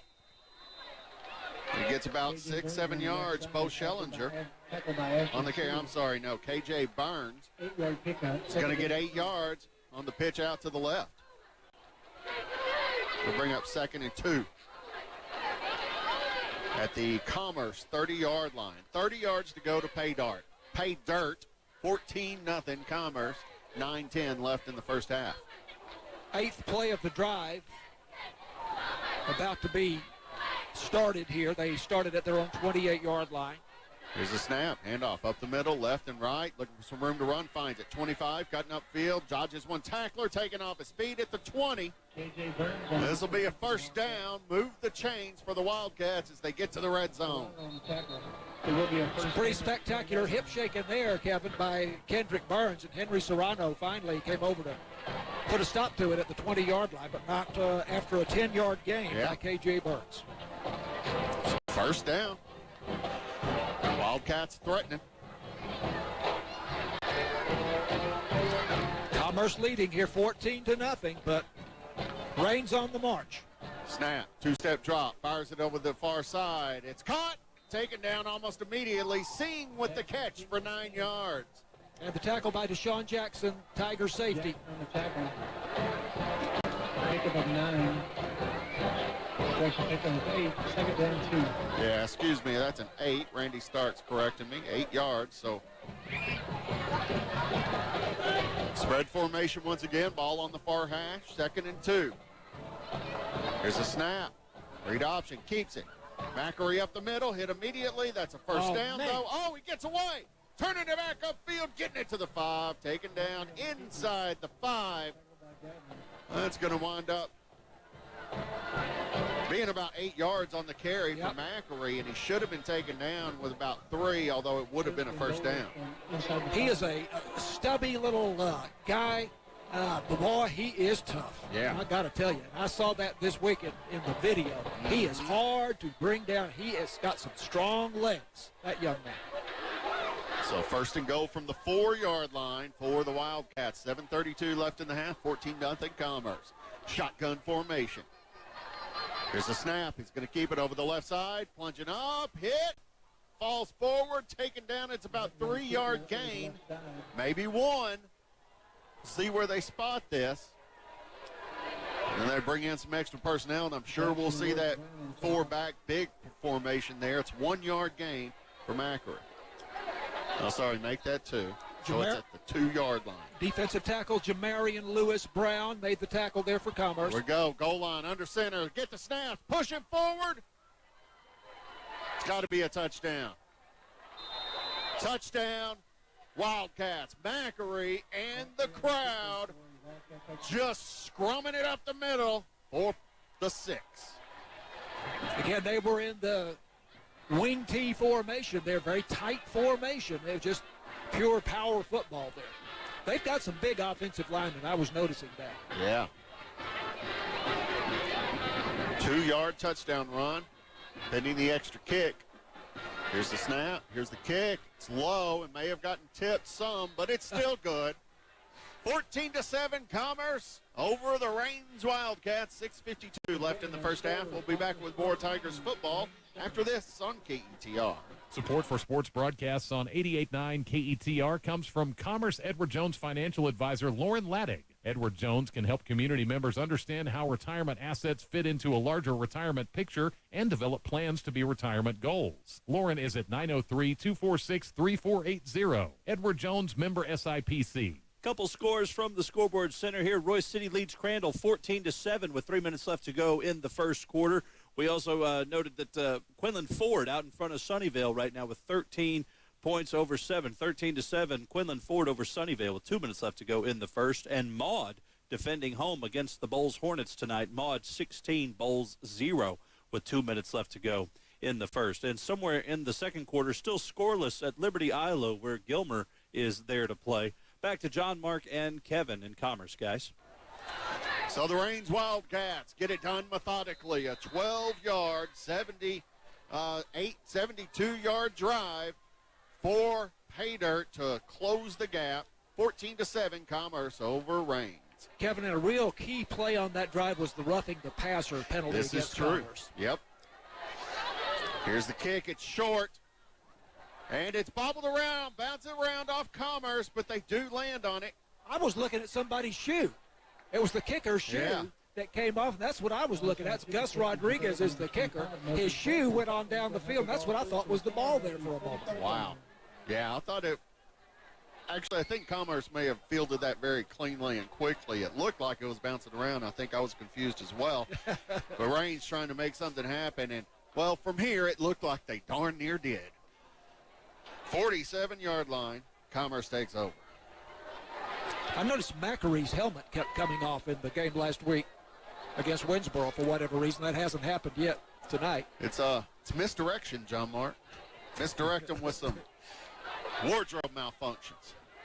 Here's the snap. Handoff. Isaiah Simon up the middle, taking it to the left, up to the 45 into Rains territory. Still churning at the 40, taken down around the 38-yard line. Isaiah Simon up the middle with the handoff from Brody Bauman. No, that's Ty Hoffman. That's Ty Hoffman Ty in the ball game at quarterback, whom we have not seen since Leonard. And he was walking around here with a neck brace for half the season, and he's in there right now at quarterback. That's some big changes this week taking place on the practice field, the new artificial turf practice field at Commerce High School. So 14-yard carry for Simon at the 38-yard line in Rains territory. Here's the snap. Handoff to Jackson over the far side. 40, flag on the play. Up to the 35, pushed out of bounds around the 32-yard line. This may be coming back, maybe a holding on Commerce. Jackson on the carry. There's a penalty flag. Audie Macri, the quarterback, playing safety on defense, made the first contact there on Deshaun Jackson. But as Kevin says, holding here against the Tigers. Holding against the Tigers is the call. It'll still be first down, but it'll be first down at about 20, or depending on where the call was made. I think it came in the backfield, so it's going to be a 10-yard penalty. 10-yard penalty will make it first down 20. So first and 20 from the 48-yard line.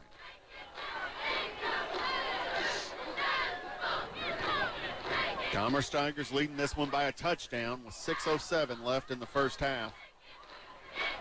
Have gotten some huge plays with Deshaun Jackson involved, and he's there again at quarterback. Gets the snap. He's going to run it out to the left, cutting up at the 50. No dodging tacklers, 45, 40, 35, down the sideline, cuts towards the middle of the field, hit from behind at the 25. More yards for Jackson. He's fun to watch, isn't he? Oh, yeah.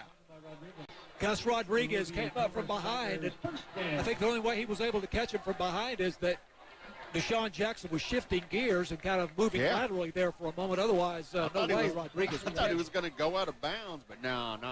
25 yards on the carry for Jackson. And he had got some good blocking originally as well. He got some good blocking, found some room to run, but shirked off one tackler and then took it to the sideline. And there I thought he was just going to, quietly walk out of bounds because he had a defender in front of him. No, stop, turn, move. Here's the snap. Thalman hands it off to Isaiah Simon up the middle to the 15, 10, dragged down at the 7-yard line all the way to the 6. Isaiah Simon with a 17-yard carry. It's a great-looking drive here for Commerce, all on the ground so far. Ty Hoffman has been in there at quarterback. Now, he came in and he was their running quarterback. They ran a lot. Well, he came in for, a quarter. And then he got hurt, Leonard, as well. He was on the field for a long time after he was injured at Leonard. We were very concerned about him, and then really didn't think he was going to be able to play anymore this season. He was walking around with a neck brace, but a couple of weeks ago they said, he's okay to go. Here's a snap. Handoff up the middle. Simon, but he stumbles around the line of scrimmage and dives forward. He's going to pick up about 3 yards inside the 5-yard line. Second and goal from the 4 as Simon is slow to get up. Really important for Commerce to come back here right after Rains scored that touchdown and to cut the lead from 14-0 to 14-7, but the Tigers coming right back down the field. Now, if they don't convert, if they don't put the ball in the end zone, it's another thing. But if they're able to score a touchdown here, really important in the flow of the game. Oh, they're not going to give him. They're going to give him 1 yard on that carry. I was thinking 3. They'll give him 1. We'll take a timeout. Be back in just a few minutes. Your Commerce Tigers leading the Rains Wildcats 14-7 with 4:21 left in the first half. First and goal from the 4-yard line when we return on KETR. Support for sports broadcasts on 88.9 KTR comes from Betco in the city of Bonham with the reminder this Halloween that Fannin County is a zombie-free zone in which to work and to live. Learn about career opportunities at 903-640-0222 or workforcesolutionsTexoma.com. Programming on KTR is made possible by listeners like you and by Cypress Bank. Managers Eddie Smith and Robin Alexander are available to assist with deposit and credit needs at the Commerce Branch. Other branch locations include Mount Pleasant, Lone Star, and Pittsburgh. More information at cypressbanktx.com. Member FDIC and an equal housing lender. Couple scores from the scoreboard center here on the campus of Texas A&M University Commerce. Sulphur Springs is leading Greenville 14-13 somewhere in the second quarter. Right now, Rockwall Heath leads Mesquite 21-6. It's awful close to halftime in Mesquite tonight. Right now, Farmersville leads Wills Point 7-6 with 8 minutes left to go before halftime. Pittsburgh leads North Lamar 22-0 with 10 minutes left to go before the half. Gilmer now leading Liberty Ilo 10-0 with 5 minutes left to go before halftime. Bells leads S&S Consolidated 8-0 with 10 minutes left to go before the half. Looks like Lindsay leading Tom Bean 28-0 with 11 minutes left to go in the second quarter.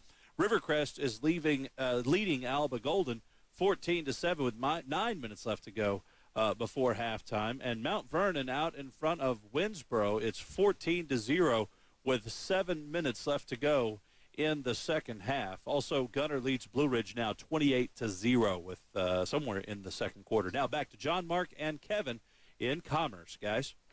And Noah Howe walking off the field under his own power. We thought it was Isaiah Simon, who had gone down a little bit as he fell forward when he got the ball. Not. He's coming off the field now. Noah, the Tigers starting left guard at 6'2", 280, senior, and he was an all-district player last year, so they will miss him if he's not able to come back, but walking off the field on his own power. Big play here. Deshaun Jackson at quarterback. False start, Commerce. Had some movement early. This will push it back. It was at the 4. Now it'll be at the 9. First and goal, second and goal, from the 9-yard line for the Commerce Tigers. First and goal for the 9. 4:17 left in the half. 14-7 Commerce. As you were saying, John Mark, important to answer the Rains march and score. Here's a snap. Jackson over the far side. Dodges one tackler, cutting up at the 10, towards the sideline. 5, touchdown Commerce! Deshaun Jackson getting in sideways across the goal line.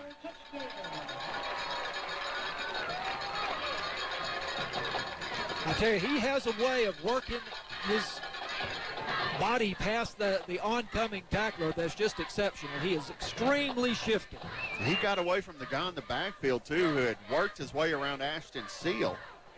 Jackson just tiptoed past him, then went to the sideline. Just kind of went sideways over the goal line. Here's the extra point kick. It's up and it's good. Commerce 21, Rains Wildcats 7, 3:57 left in the half. We'll be back with more Tigers football after this on KETR. Support for sports broadcasts on 88.9 KETR comes from Commerce Edward Jones financial advisor Lauren Laddig. Edward Jones can help community members understand how retirement assets fit into a larger retirement picture and develop plans to be retirement goals. Lauren is at 903-246-3480. Edward Jones, member SIPC.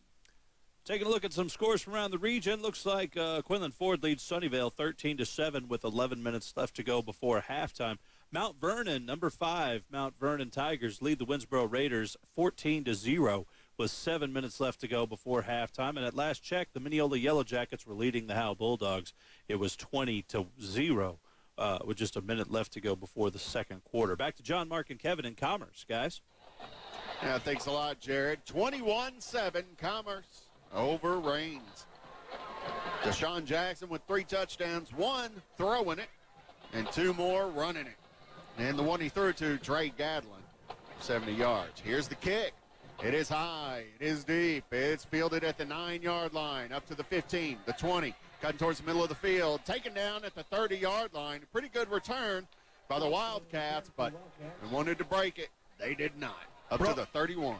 Brody Ballman on the tackle there of Corey Foster on the return for Rains. Also looked like Sacramento Galvan Vargas helping out on that tackle for Commerce at the Rains 31-yard line. So 53-yard drive for Rains in 6 plays, or for Commerce in 6 plays. Simon had a 15-yard run, Jackson a 25-yard run, Simon had a 16-yard run, and then the 9-yard TD run by Deshaun Jackson. That's 10 touchdowns now for Jackson this season.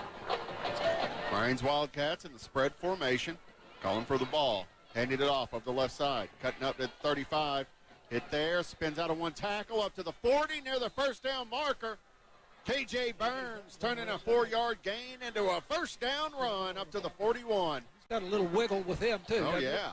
And by the ankle, spun him around the sideline, but he just stayed on his feet. There's Ty Hoffman in the ballgame on defense, at least with part of that tackle.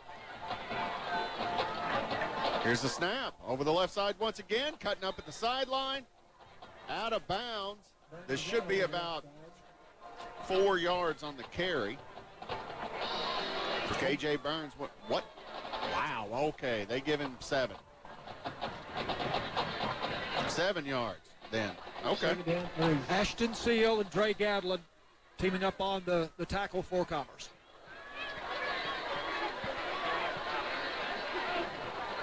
Second and 3 at the 48-yard line. There's the snap. Macri going to keep it. Spin move at the line of scrimmage. First down and more to the 40-yard line. Hit there. If he'd been able to, he was stumbling just a little bit. He gets taken down at the 35. If he had kept his feet fully under him after that spin move, he might have taken that one all the way. He has got a low center of gravity, and he is hard to bring down.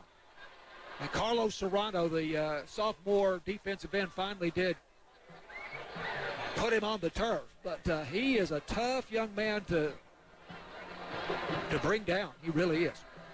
Right around 17 yards on the carry. Spread formation, 3 receivers this side. 2-step drop, shotgun.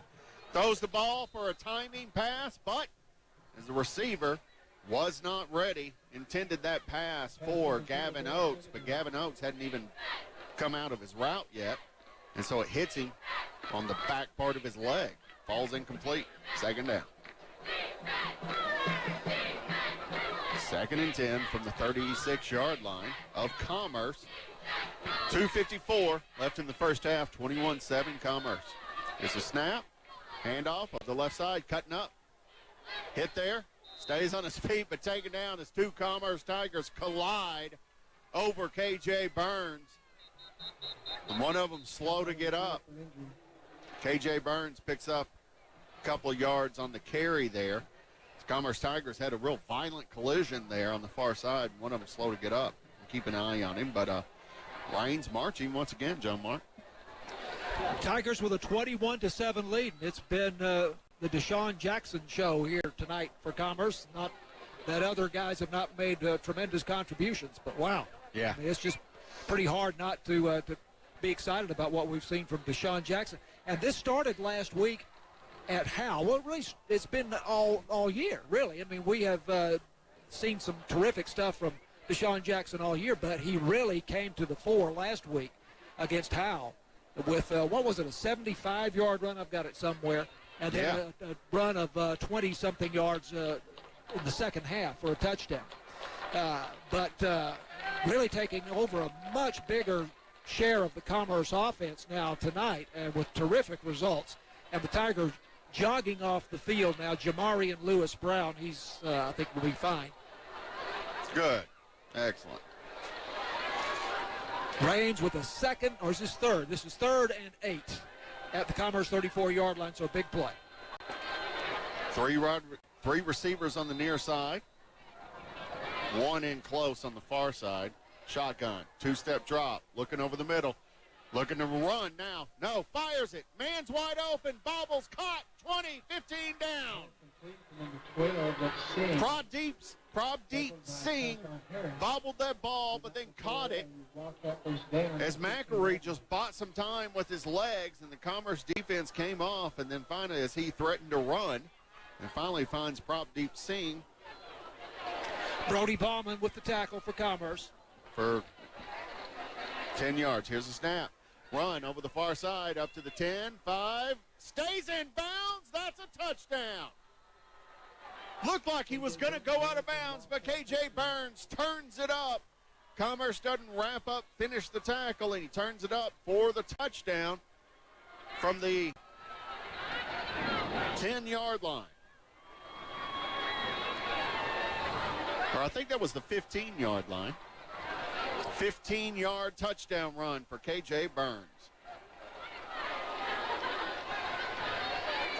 They're lining up for the extra point kick. Here's the snap. Here's the kick. It is low and barely, like 3 inches over the crossbar and inside the crossbar too. But hey, that 3 inches made it work. 2:09 left in the first half, 21-14.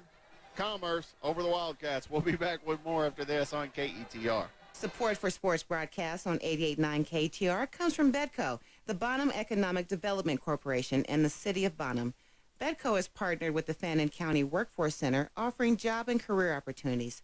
Info at 903-640-0222 or Workforce Solutions, Texoma.com. The Royce City Bulldogs now lead the Crandall Pirates 21-14 with a few minutes left to go before halftime. Gunter now leads Blue Ridge 35-0 with 7 minutes left to go in the second quarter.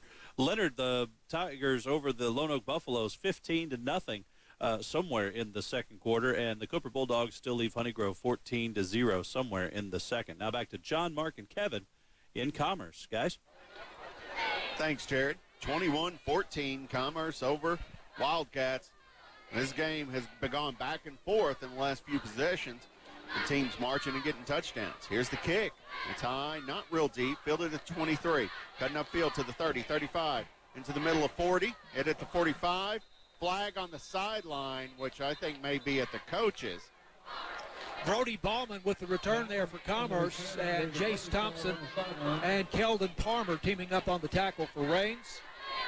The 45-yard line. Tigers will have great field position here unless they are penalized. A major penalty that would push them back. I think this is going to be players' sideline infraction. It was thrown right along the sideline towards one of the Commerce coaches, but when I saw it, he wasn't on the field at that point. Dwayne Womack, the referee, having a conversation here with the Tigers head coach John McSheffery. Young John about 10 yards out on the field. And he's grinning and amiable at least.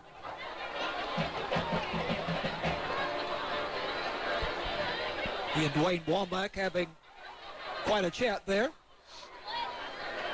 Still no indication of what this will be. Waving it off. Pick it up and wave it off.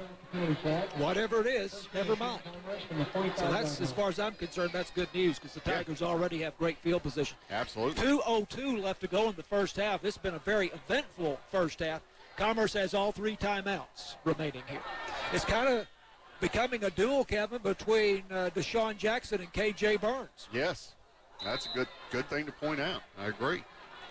Commerce in a position to score, get the ball back in the third quarter, score again. Here's the snap, handoff, Isaiah Simon up the middle under all kinds of pressure, taken down.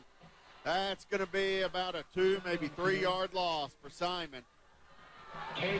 Simon had been gutting them straight up the middle on the last drive. Rains was all over at that time, though. Jaden Case, 6 foot, 245-pound down lineman, made the tackle there. Loss of 2. Now that is Darren Beal back in at quarterback here for Commerce. So the Tigers have used 3 quarterbacks here in the first half. Clock is ticking, 129, 128, 21-7, 21-14, excuse me. Commerce leading this ball game late in the second quarter. Shotgun, snap. Read option handoff over to Simon. Plunges up at the 50 in the Wildcat territory. Gets taken off his feet near the first down marker. I think they're going to call him a yard shy. They'll bring up 3rd and 1. After that, 11-yard carry. And Simon running behind the center, Andy Jenkins, and offensive lineman Damon Brown there for that gain. Kevin, terrific blocking. Those guys leading the charge there for Commerce. Clock continues to run, 48 seconds. 3rd and 1 from the Rains 46-yard line. As Noah Howell is back in the game. Good. Surprised they didn't use a timeout, John Mark. Spread formation. Beal, handoff to Simon. Cutting up, left, up. First down, out of bounds. They'll stop the clock while they set the ball at least, unless they stop the clock for out of bounds, but he was going sideways. Anyway, that's a 2-yard run and a first down for Simon. Jordan Chambers, down lineman, and Hayden Fuller teaming up on the tackle as Chambers made the first contact and Hayden Fuller finished it off. 21 seconds and 3 timeouts. Gosh, yeah, they really have let the time slip by here, haven't they? 21-14 Commerce. Yes, and they get the ball to start the second half. This would have been may still be a way to get the ball and get the ball twice in a row without giving Rains a chance. Ashton Seal in motion, takes the handoff to him, thrown down the sideline. It's a wobbler, way out of bounds. Dre Gadlin was over there. Darren Beal, his first attempt of the game, and it was an ugly pass. 2nd and 10. 17 seconds on the clock. Again, Tigers still 3 timeouts here. Yep. Of course, the clock stops on the incomplete pass. Beautiful full moon coming up in the east, Kevin. Oh, yeah. This was that, I think it's the Hunter waning moon? now. Yeah, I think we had the Hunter moon a couple of days ago, and now it's going the other way. Here's the snap. Jackson cuts to the left, up the middle, 40, 35, cutting to the outside, 30, 25, riding to the sideline, 15, 10, 5, touchdown! Touchdown, Commerce! Who needs a minute to play? Give him 10 seconds in a football, and he'll get you 6. Deshaun Jackson, 44 yards for the score. Woo! That was beautiful. In the words of Frank Sinatra, wowie, wowie, wowie. I don't know what movie that was, but that's the first thing that comes to mind. Golly. His 3rd rushing touchdown of the game. Here's the extra point. Kick off the upright. Ouch. It's no good. So the score will remain 27-14 Commerce after the 44-yard Deshaun Jackson touchdown run, his 3rd of the night, and he threw a touchdown too.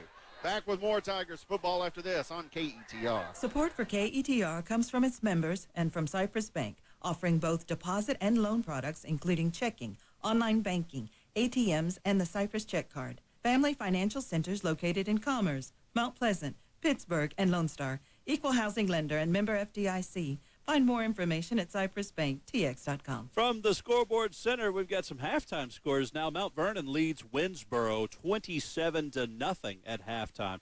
The Cooper Bulldogs out in front of the Honey Grove Warriors. It's 14-7 Cooper at the half. Also halftime, Rockwall Heath leads Mesquite 21-7.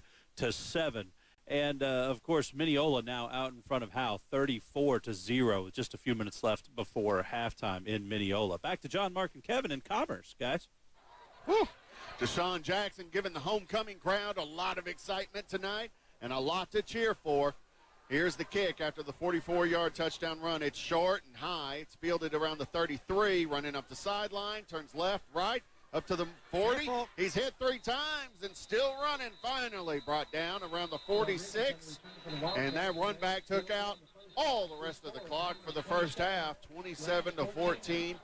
Commerce over the Rains Wildcats. We'll take another break real quick and then wrap up the first half for you when we get back. Hold on, we may have a flag on the play.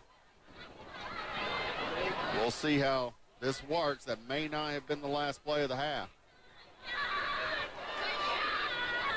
It was quite a return there by Bo Schellinger for Rains. Really hard to bring down. Commerce has not really been tackling very well tonight. That's about the only negative I can say on them. The flag is here on the near side. This would have been an offsides on the kick, perhaps. If Schellinger had gotten by one more man, I mean, it would have been very interesting because, there were not that many other Tiger defenders between him and the goal line. So this ball is going to be spotted for Rains. They'll get one untimed down at the Commerce 49-yard line. Wow. And I did not see any indications from the ref on why. But they're getting it nonetheless. Spread formation, of course. 2 receivers on each side, clapping his hands for the ball. Moving around the backfield, under pressure. Henry Serrano gets him in his grasp, slings him down. Miles Boyd in for the assist. It's a sack to end the half for the Commerce Tigers. And by the way, that is the 6th sack of the season for Tiger defensive end Henry Serrano. Well, all right. We'll go ahead and take that break now after that sack and then wrap up the first half for you, and then we are going to join in on the Commerce Band when they eventually take the field as well. 27-14, Commerce over the Rains Wildcats. We'll be back after this on KETR. Support for Tigers football on KETR is made possible in part by local Edward Jones advisor Lauren Laddig, serving the investment needs of Northeast Texans from her office at 100 King Plaza, Suite B in Commerce. Lauren is at 903-246-3480. Edward Jones, making sense of investing.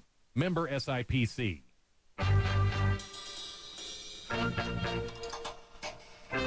I'm Stephen Dubner, host of Freakonomics Radio. Every week, Freakonomics Radio explores the hidden side of, well, everything. From the economics of sleep to when is the best time to rob a bank. So tune in next time on Freakonomics Radio.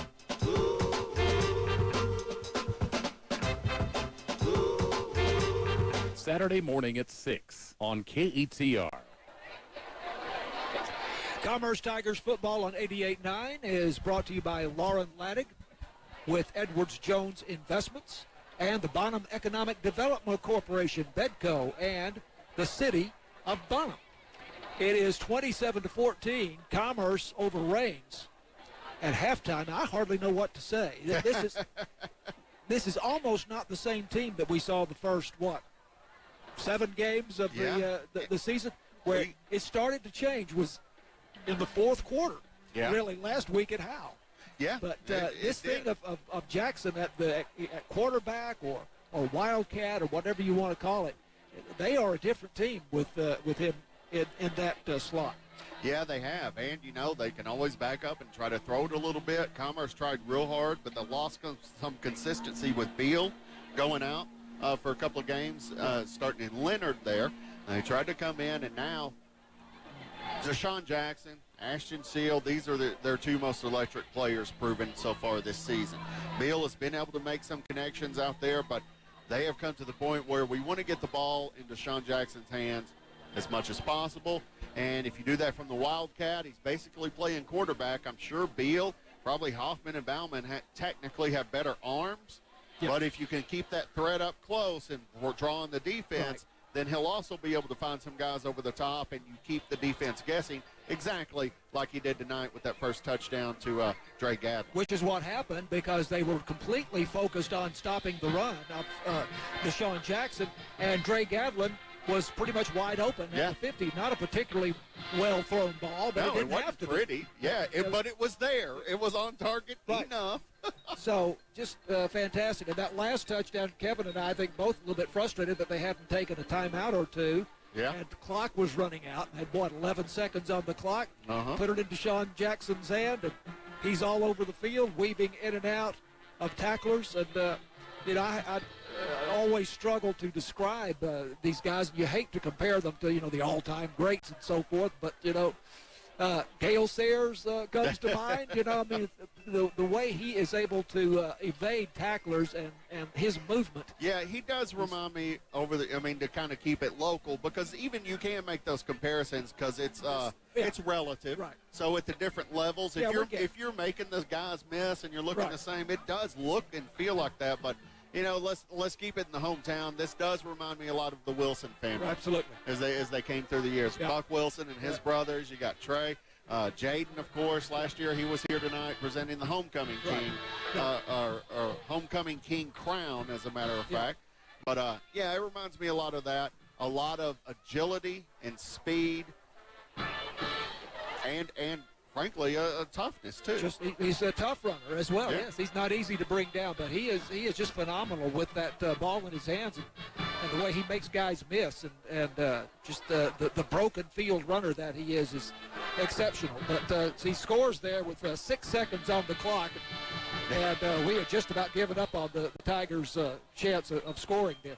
So just to recap it real quick, Commerce got out on top on that 75-yard touchdown pass from Deshaun Jackson to Dre Gadlin. This was after the opening drive, remember, of our Rains, where they went 61 yards in 14 plays, and they were showing us the wing tee and all of this, and it was an incredible drive that they had to start the game, and somehow the Tigers able to bring that to a stop. Then they got the 75-yard touchdown pass from Jackson to Dre Gadlin, and Commerce went for 2. And it was unsuccessful, and so they led 6-0 with 3:19 left to go in the first quarter. Following a punt, Tigers starting at the Rains 38-yard line. That was after a personal foul penalty. Deshaun Jackson, 48-yard run, and then Jackson the 2-point conversion to make it 14-0 with 11:49 left to go in the first half. Rains comes back with a 72-yard 12-play drive. Very impressed by their little senior quarterback, Audie Mackery. Very tough runner. And he scored on a 2-yard run. The kick was barely good. And I tell you, Gus Rodriguez living right to have both of those extra points go through the uprights here in the first half. That's a good way to put it. 14-7 at that point. Commerce leading with 6:52 in the first half. Very important. Tigers come right back with their own drive. 53 yards in sixth place. Deshaun Jackson, 9-yard run. And the extra point by Emmanuel Castillo made it 21-7 with 3:57 left to go in second quarter. Rains, 69-yard, 7-play drive. This young man, Kendrick or KJ Burns for Rains, he's awfully impressive as well. Yeah, he is. Very comparable, really, to Deshaun Jackson. He's got 66 yards and a touchdown tonight. He scored on a 15-yard run. The extra point good.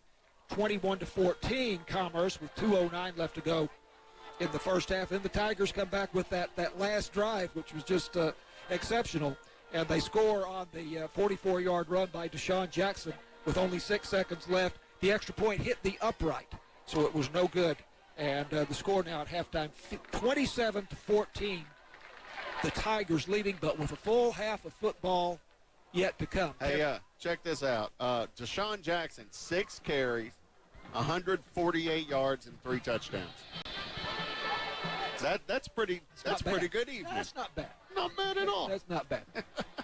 He came into the game with 389 yards rushing on 41 attempts. That's 9.5 yards per carry. Yeah. So this is not like we hadn't seen some of this Right. before.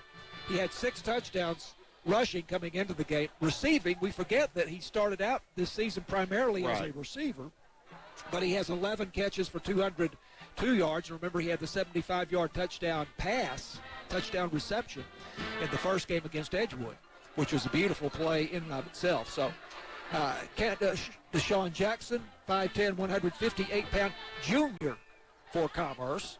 So he will be back next year, and he was the District 5-3A Division I Utility Player of the Year last year as a sophomore, meaning that he was a contributor on both sides of the ball. Yes. And of course, he is. We've said his name a number of times on tackles. He's going both ways. Yeah. And we've credited him with a number of tackles here. He had a big a pass defense tonight where he came in and made a big hit just as the ball reached Saint's hands from the safety position.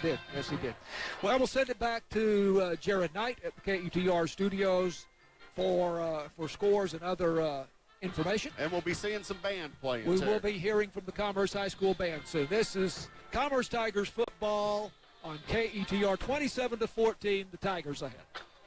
The average time a resume spends on an HR manager's desk is 7 seconds, and most of them are tossed aside. Now imagine if one of those resumes belonged to Yasmin, who was living in a shelter, juggling 3 jobs. I had to be resilient. That's something that you can't teach. We rely so much on a resume, yet it could never tell the full story of someone who Had to be independent and take initiative, and that's how I handle every project I get. Discover new ways to develop great talent at gradsoflife.org. Brought to you by Grads of Life and the Ad Council. Support for KETR comes from its members and from Cypress Bank, offering both deposit and loan products, including checking, online banking, ATMs, and the Cypress Check Card. Family financial centers located in Commerce, Mount Pleasant, Pittsburgh, and Lone Star. Equal housing lender and member FDIC. Find more information at cypressbanktx.com.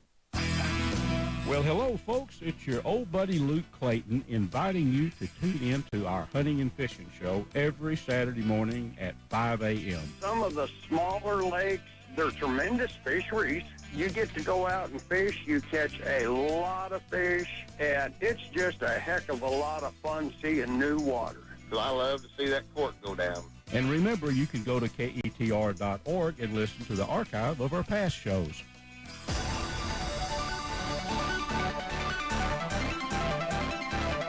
Jared Knight here at your station, 88.9 KETR.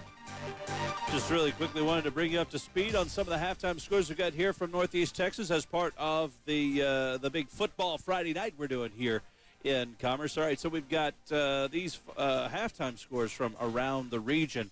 Right now, Rockwall Heath leads Mesquite 21-7 at the half. It's halftime in Mineola, where Mineola leads the Howe Bulldogs 34-0.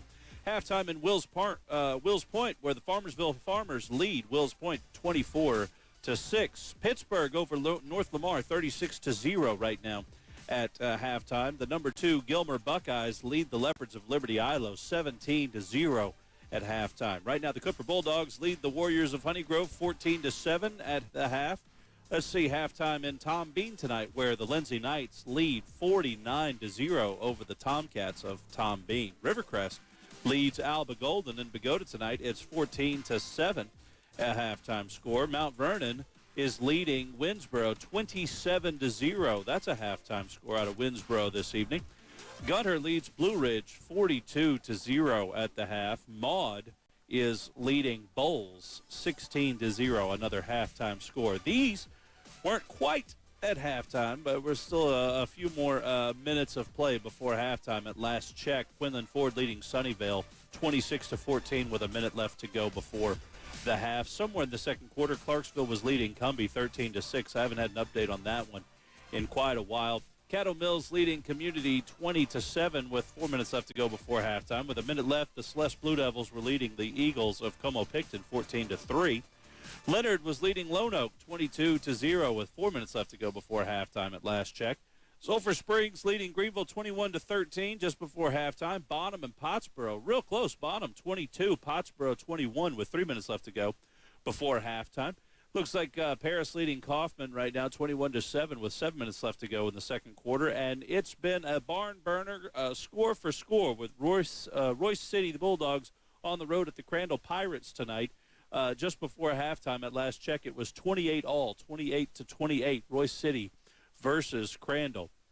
You're listening along to a Football Friday night here on your station, 88.9 KETR. We're happy to have you along. We hope you're joining us in a number of different ways, including on YouTube. If you head to the Facebook page, KETR's Facebook page, which is facebook.com/KETR Radio, you can find a link to our YouTube stream tonight. Going to take a quick break. When we come back, we'll be hearing from the Commerce Tigers Pride Band, marching band. We'll be listening to them here shortly here on your station, 88.9 KETR. Support for Tigers football on KETR is made possible in part by local Edward Jones advisor Lauren Laddig, serving the investment needs of Northeast Texans from her office at 100 King Plaza, Suite B in Commerce. Lauren is at 903-246-3480. Edward Jones, making sense of investing. Member SIPC.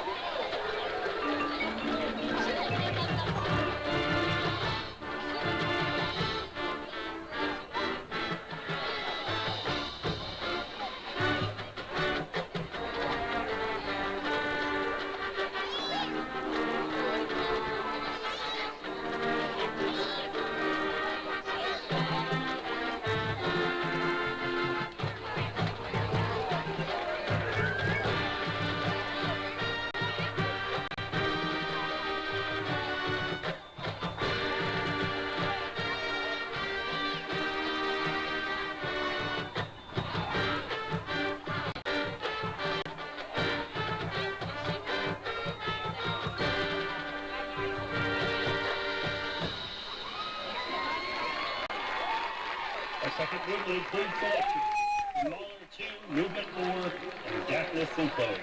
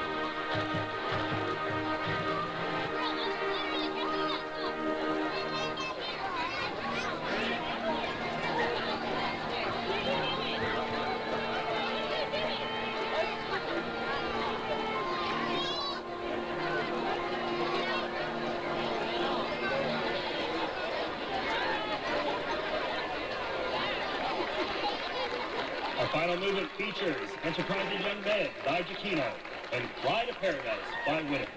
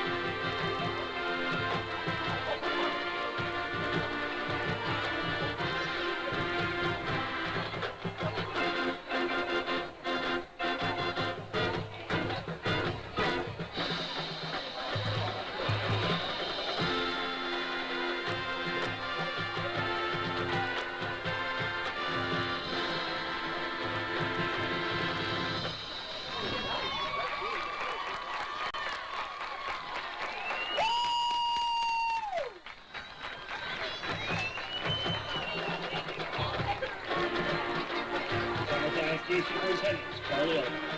Thomas High School Principal, Roger Brown. Profession Director, Jesse Smith. Color Guard Director, Robert Schmidt. Visual Caption Head, Nick Wilkerson and Tony Hughes. Director of Bands for Commerce Middle School is Jason Wallace. Associate Band Director, Sidney Cohen. And Director of Bands for Commerce High School is Carol Wallace. We would like to say good luck to both the Roaring Tiger Band and the Rains Wildcat Band at tomorrow's area competition. Have a great performance.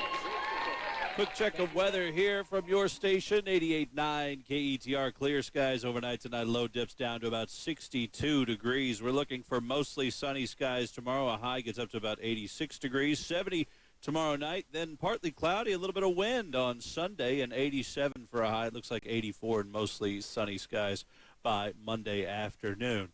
This is your station, 88.9 KETR. Quick break. We'll be back to Commerce Tigers football after this on your station, 88.9 KETR. Support for sports broadcasts on 88.9 KTR comes from Betco in the city of Bonham with the reminder this Halloween that Fannin County is a zombie-free zone in which to work and to live. Learn about career opportunities at 903-640-0222 or workforcesolutionsTexoma.com.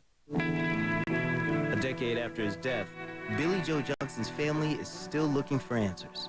I felt like they were hiding a lot of stuff from us that wasn't adding up. We want truth. We want justice. And when I was going to the body, that's when the police stopped me. We wasn't treated fairly no kind of way.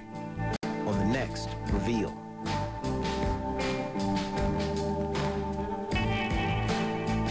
Tomorrow morning at 11 on KETR.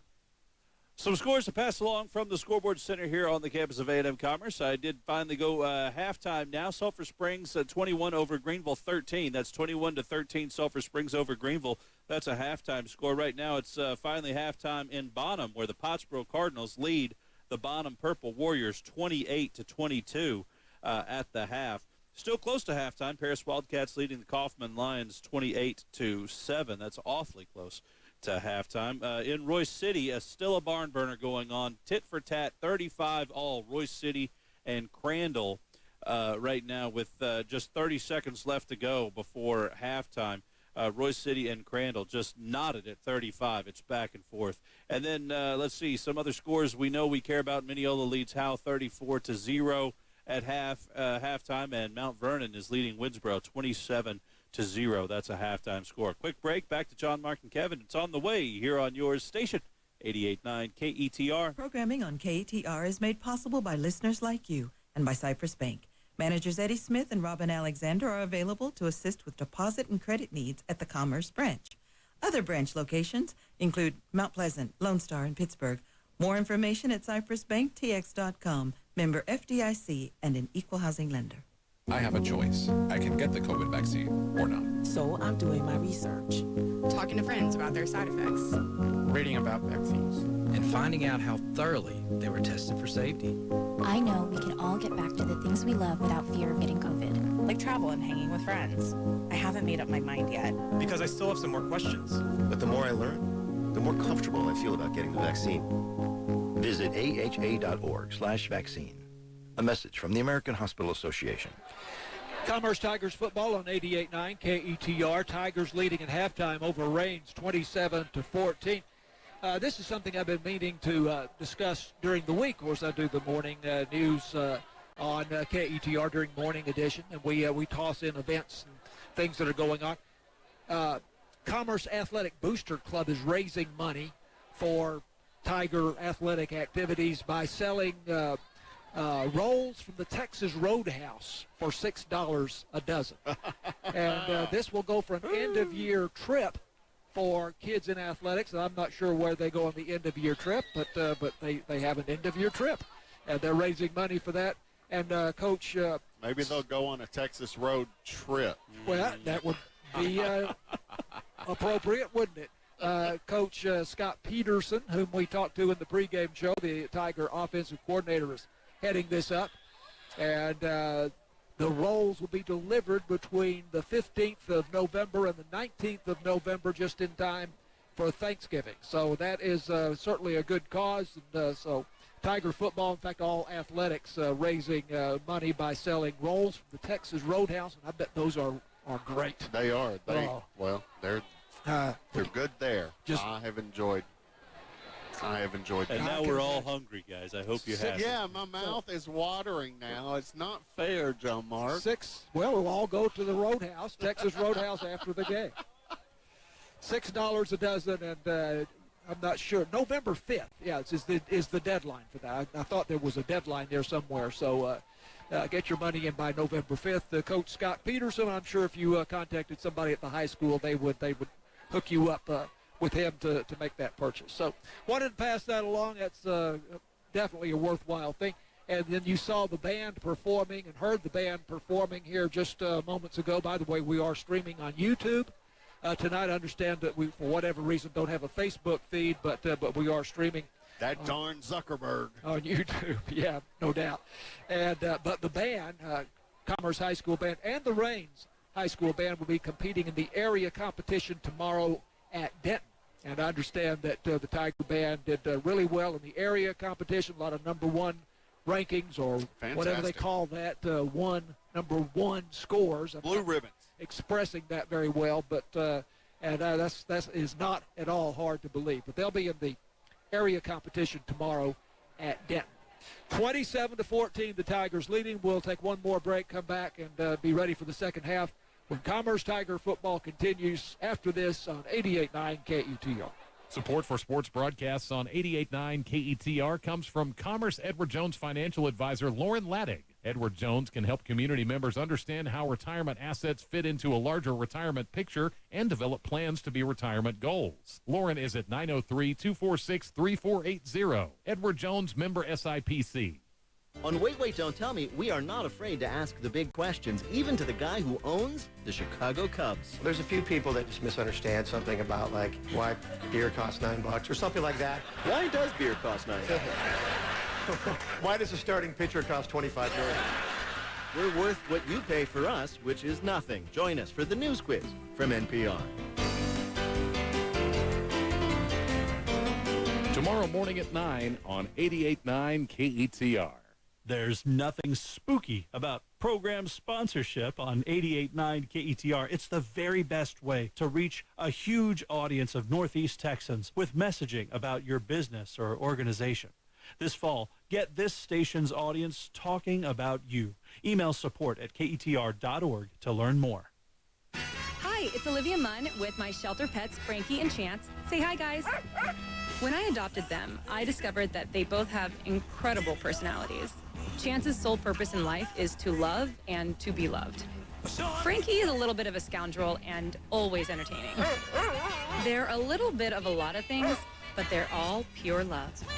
Adopt pure love at theshelterpetproject.org. Brought to you by the Ad Council, the Humane Society of the United States, and Maddie's Fund. Support for sports broadcasts on 88.9 KTR comes from Bedco, the Bonham Economic Development Corporation, and the City of Bonham. Bedco has partnered with the Fannin County Workforce Center, offering job and career opportunities. Info at 903-640-0222 or workforcesolutionsTexoma.com.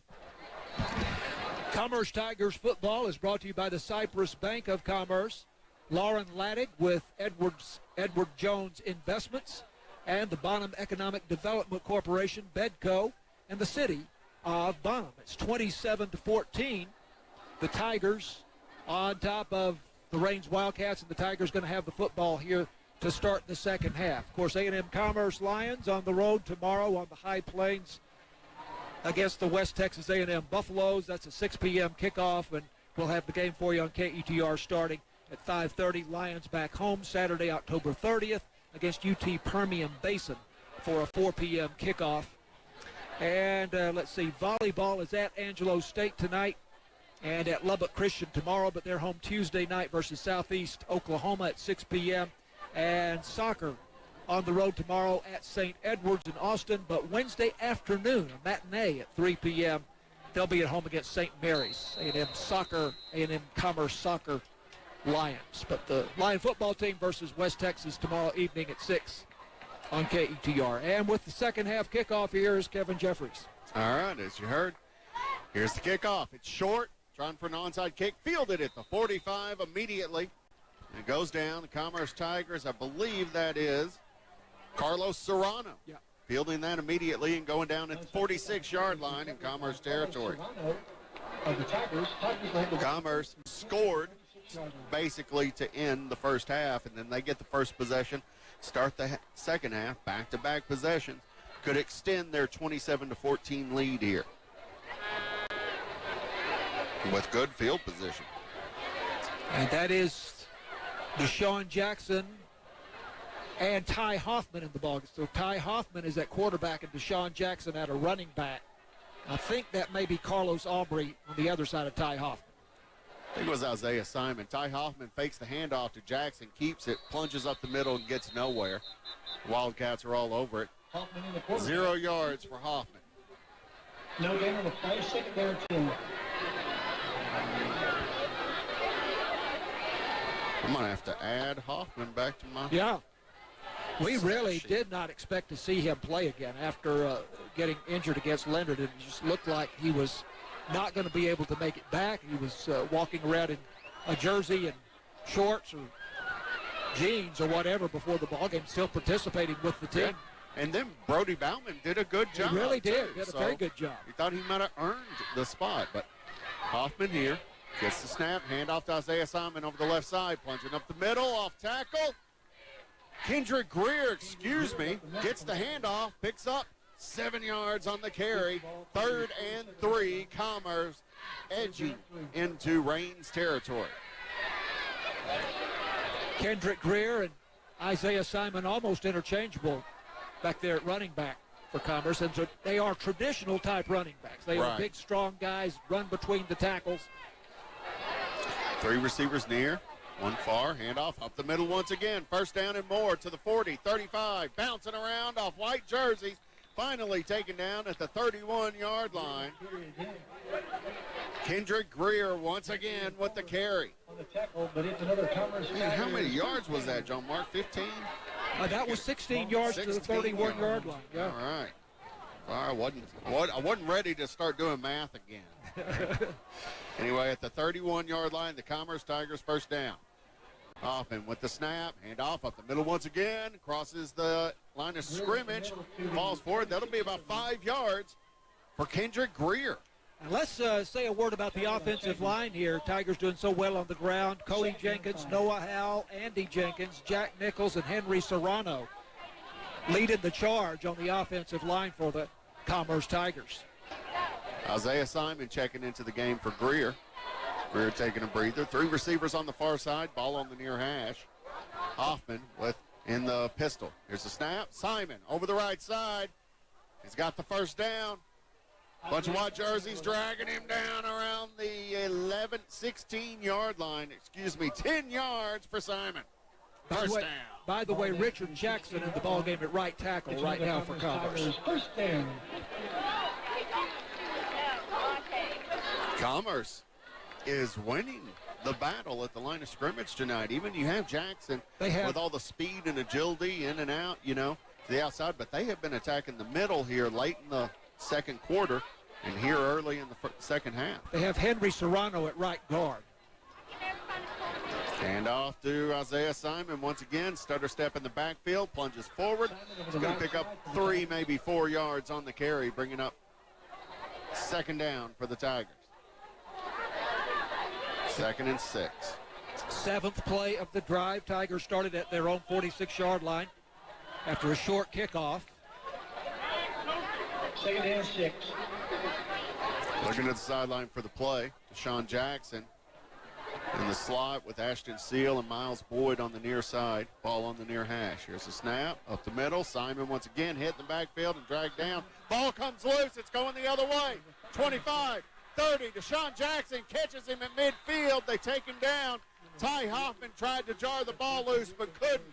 Simon got hit in the middle of the field. Ball pops loose and Rains recovers and gets a fantastic return all the way out to the 44-yard line. I'll check on this. I think it's Gus Rodriguez that picked it up for Rains, but let me double check. But felt like the Tigers were marching for another touchdown there, but the ball just came out, and then the return all the way out to the Rains 44-yard line. Wow. They'll take over, 27-14 Commerce. 8:21 in the third quarter. Spread formation. Handoff over the right side to the 45. Cutting upfield to the 50. Taken down from behind. Kendrick Greer with the tackle near midfield. He'll get 6 yards on the carry, but Burns won't get more. Yep. Again, that's Kendrick Burns, K.J. Burns, who had a really good first half for Rains. Right at the 50-yard line. Kendrick Greer really doing a great job. A defensive leader here for this Commerce team. Came into the game with 81 tackles. Here's the snap. Macquarie going to keep it. Left and right. Plunges forward. First down. A little bit more. Macquarie on the keeper. He's going to wind up 7 yards on the carry for Macquarie. First down, Rains. He's got it down to the 43-yard line in Commerce territory. Rains with a chance to close the gap. Commerce up by 2 touchdowns. 4 wide receivers. Here's the snap. Take the handoff. Trying to look like some miscommunication in the backfield. Looked like he was down. He got back up. Finally, Commerce swarms to take him down. He's going to lose 3 yards on the carry. Bring up 2nd and 13 for Rains. Macquarie just showing his elusiveness there. There were 2 Commerce defenders on him. When him down, it looked like he for sure had gotten tackled, but then he pops out the back and it's like, I'm still standing. I need to try to run. But more black jerseys got him. Here's the snap. Looks to pitch back. Doesn't find anybody. Rolling, bootlegging out to the far side. Looks upfield. Can't find anybody. Throw to. Tucks. Runs. Loses yards. 3rd down. Macquarie with another run for loss. It might have been a naked bootleg, but I think it was just a busted play, really. Yeah. By the way, it was Gus Rodriguez on the fumble recovery and return a few moments ago for Rains. He did a great job. He just popped out of that pack, too, and nobody really knew the ball had been fumbled yet. He picked it up and started running quick. It was a good heads-up play. Ball on the far hash, 2 receivers each side. Burns to the left of Mackery at shotgun. Bo Schellinger moving in to the slot. Burns changes position. 3-step drop, looking over the middle. Now he's going to run, draw play. Can't get anywhere. Taken down by the Commerce Tigers in the backfield once again. 3 plays for losses in a row for the Wildcats, and Mackery slow to get up. Kamarian Edwards, Tiger defensive tackle. They're teaming up with Kendrick Greer for Commerce on that sack. We've been saying Kamarian Edwards' name a whole lot more lately. 7 tackles coming into the ball game. He's going to lose 3 yards on the play, and Mackery slow to get up. He's walking off now. Rains going to come out. Punt. Well, I'll say surely going to punt, but no, there's nothing sure about it, except they haven't really been able to get much offense, not in chunks tonight. Mackery is the usual punter, but it looks like Kendrick Burns. Be careful here. Yeah. You're going to snap it to Kendrick Burns, and he is there, Deshaun Jackson. So 4th and 14, though. He's going to punt. Wow. Good high. Oh, and it takes a favorable Rains bounce at the 10. It basically dies right there. Comes up to the 11. Ashton Seal lets it go. That's where the Commerce Tigers will take over. 27-14 Commerce over the Rains Wildcats with 5:25 left in the third quarter. Commerce going to get a chance to make up for that fumble now, but they have a whole lot more green to go. They had a 37-yard drive in 6 plays before the fumble, and then Rodriguez picked it up, carried it out to the Rains 44-yard line. But the Tigers really moving it well before that fumble on the last possession. 27-14, Commerce leading. We're midway through the third quarter already. 5:25 left to go in the third period. Well, it's some long Commerce games tonight. Last week moved pretty quick. This one's moving at a reasonable pace. Ty Hoffman at quarterback once again. Ashton Seal in motion. Seal gets the handoff over the far side, cutting up at the 10, 15, hit there. Taken down around the 18-yard line. As Darren Beal at quarterback, he's in now. They may be looking to throw, but 7 yards on the carry for Ashton Seal, his first of the evening. Lord, my mouse is hiding on me. Just trying to keep these stats. I don't know how you do. Bill Gates is telling me no. Man in motion. Up the middle, handoff. Taking down Isaiah Simon. He's going to get a couple of yards. This will bring up a 3rd and a long 1 for the Tigers. Tigers really need the first down here. Avoid having to punt it back to Rains and probably give them field position around midfield. Little bit of a breeze from the south at the Tigers' back at the moment. From the 20-yard line.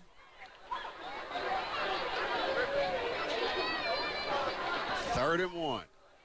Darren Beal at quarterback. Pistol formation, I think Greer behind him. Seal in motion. Greer gets the handoff. Up, got the first down. To the 25, taken off his feet right there, knocked down around the 29-yard line. Kendrick Greer with the first down.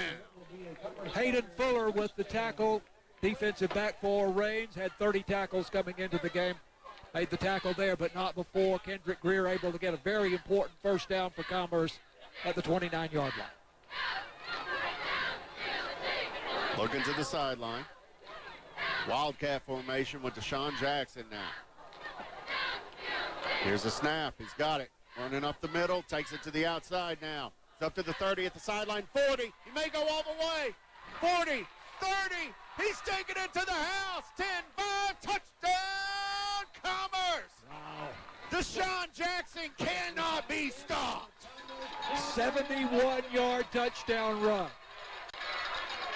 I think it was Kendrick Greer got a clearing block for him on the outside. And it started up the middle. He fakes the handoff, misdirection in the backfield, and he's supposed to take it up the middle. That hole closed, and Jackson went, well, fine then. I guess I'll take it up the sideline. And take it up the sideline he did. Here's the snap for the extra kick. It's up, and it's not off the upright this time. It's good. 34-14, a 20-point lead for the Tigers. 3:29 left in the third quarter. We'll be back with more Tigers football after this on KETR. Programming on KETR is made possible by listeners like you and by Cypress Bank. Managers Eddie Smith and Robin Alexander are available to assist with deposit and credit needs at the Commerce Branch. Other branch locations include Mount Pleasant, Lone Star, and Pittsburgh. More information at cypressbanktx.com, member FDIC, and an equal housing lender. Going final, the Mineola and Howe. Mineola leads Howe 34-0. That's a halftime. That's a final. That's a halftime score. 34-0, Mineola over Howe. Right now, 31-6, Farmersville over Wills Point with 10 minutes left to go in the third quarter. Right now, 17-0, the number 2 Gilmer Buckeyes over the Liberty Islo Leopards. Again, 17-0 somewhere in the third quarter. And Cooper leads Honeygrove 22-13 with 2 minutes left to go in the third. Back to Kevin and John Mark in Commerce, guys. Yeah, that's 219 yards now to Sean Jackson. How many carries? Onside kick. 7, onside kick. Fielded at the 45-yard line very cleanly. Gus Rodriguez again. Gus Rodriguez, he's doing good. 7 carries, 219 yards, 4 touchdowns for Deshaun Jackson. Man. I knew I should have started him on my fantasy football squad this spring. And you can just see it. When he gets the ball in his hands, that field starts to open up a little bit. It does. You know, you say, look out, because he could score on any play from any position on the field. That is an 89-yard drive for Commerce after the punt in 4 plays. 3:28 left in the third quarter.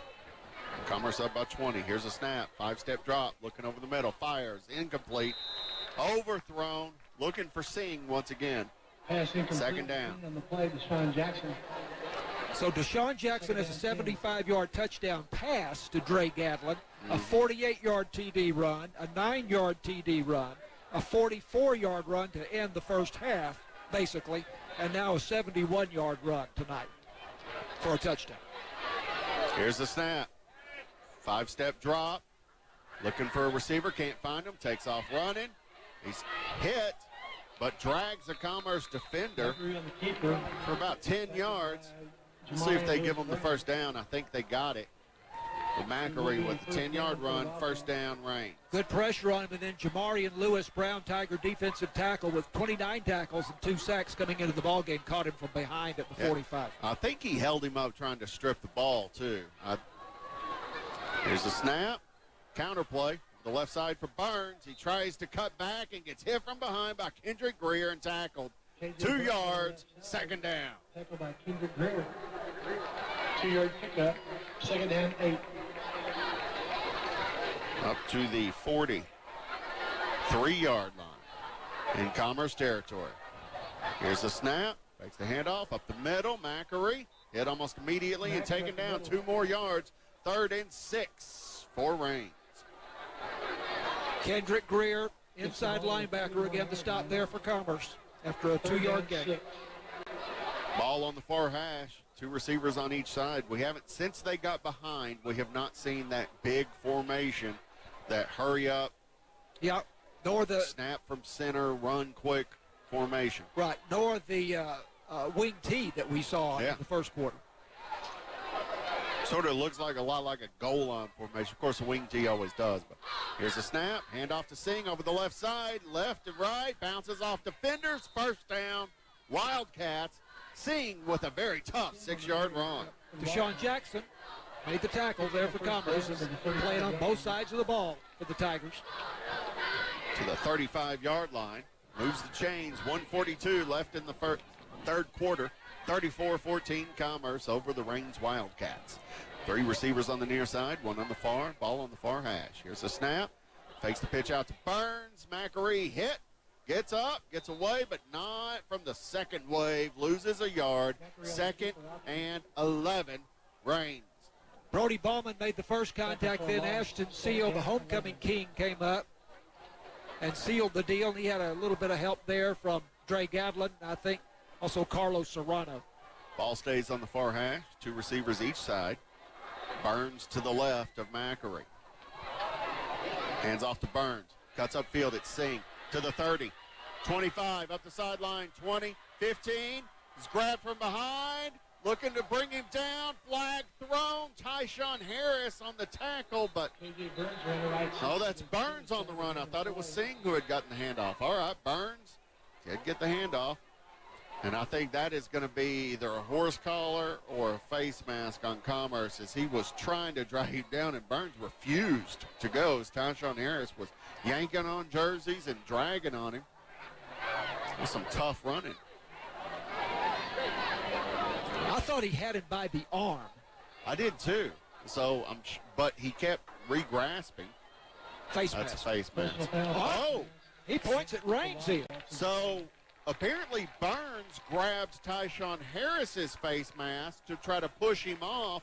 And you can make contact and push with a flat hand, but if you grab hold of it and jerk it around, it don't work. So that's what happens. He gets down to I guess they're going to say he got down to the 7-yard line. I'm not sure about that. He was inside the 5 when he came to a stop, but now this pushes it back to the 22. That would have been a 28-yard run. Here's the snap over the left side, looking for room to run. Finds a little bit. Look at 5 yards on the carry for Burns. Tackled by Deshaun Jackson. Deshaun Jackson again for Commerce. Both sides of the ball. Feet up to the 17. Second down, 5. So that's 17-yard line. And Kevin, we're down to 24 seconds in the third quarter here. Burns once again up the left side, cutting back up towards the middle.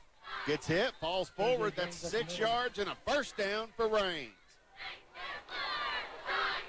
I tell you, there's no quit on him. Woo! No, not at all.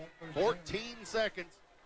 Clock is ticking, 34-14. They'll probably try to get a play off. Maybe. Ball at the 11-yard line. First. Really, if anything, the wind is a little bit in their face here, so I think it would be to their advantage. Just let the clock expire, and then they'll have the wind, such as it is, at their back. And they agree with you as they do let the clock expire. We're taking it to the fourth. Commerce Tigers 34, Rains Wildcats 14. We'll be back after this on KETR. Support for sports broadcasts on 88.9 KETR comes from Commerce Edward Jones financial advisor Lauren Laddig. Edward Jones can help community members understand how retirement assets fit into a larger retirement picture and develop plans to be retirement goals. Lauren is at 903-246-3480. Edward Jones, member SIPC. From the scoreboard center, Farmersville now leads Wills Point 37-6 with 5 minutes left to go in the third quarter. Rockwall Heath out in front of Mesquite 35-7 now with 10 minutes left to go in regulation. Also, number 2 Gunner leads Blue Ridge 49-14. That's 8 minutes left to go in the game. A halftime score out of Bonham tonight. Pottsboro leads Bonham 28-22. That's a halftime score tonight in Bonham. Also, Pittsburgh leading North Lamar 44-0 with 9 minutes left to go in the third. And Cooper leading Honeygrove 22-13 with 2 minutes left to go in the third. Back to Kevin and John Mark in Commerce, guys. Okay, with the fourth quarter, it's John Mark Dempsey along with Kevin Jeffries. Commerce leading 34-14. But it's first down and 10. Rains at the Commerce 11-yard line. Audie Mackery, the quarterback, in the shotgun, trying to run it himself, and he's going nowhere. The question is forward progress. I think they're going to give him the line of scrimmage here, Kevin. He just never goes down after the first hit. Well, he is tough. And that was like 3 or 4. You think he's down. I start going to try to put in stats. I look up, and he's running out the side again. He's a stocky little guy. He's hard to bring down. As I said, low center of gravity in the first half. Second and 10. Now they are back to that tight formation. There's the fake to Burns. Mackery keeps it, and he is to the 10-yard line. Maybe a gain of 1 there. Henry Serrano on the stop for the Tigers, the junior defensive end. So this is 3rd and 9 from the 10. Yeah, that play was very quick and actually to the detriment of Rains. Usually do it, but Commerce didn't have time to bite on the fake to Burns to kind of get out of position before Mackery turned up, and the defensive wall was there. Rains now moving to the north end zone. They give it to Burns on this 3rd down and 9 play. He is shifty, and he is across the goal line for the touchdown, or not? Yes, touchdown. Touchdown. Wasn't quite sure, never saw the signal. It looked like he got knocked laterally just as he got to the goal line, but they say he was able to cross, and so that is A 10-yard touchdown run for Kendrick Burns, KJ Burns. Yeah, he got it. Got some good blocking on the outside, split 3 Commerce defenders, and then made a shifty move right at the goal line to kind of go sideways and avoid the Commerce defenders and just edge the ball over the goal line, and the far line judge gives the signal. And they're going to go 4-2 with, again, a very, very tight formation here and a huge pile of bodies pushing toward the goal line. I don't think they're going to make it. Going for 2. And unable to get it across there. I don't know if that was Macri. It probably was Macri. It was Macri, yes. And not able to get it across the goal, coming up maybe less than a yard short. So 34-20, Tigers still lead by 14 with 10:49 to go. This is Commerce Tigers football on 88.9. Support for sports broadcasts on 88.9 KTR comes from Betco in the city of Bonham, with the reminder this Halloween that Fannin County is a zombie-free zone in which to work and to live. Learn about career opportunities at 903-640-0222 or workforcesolutionsTexoma.com.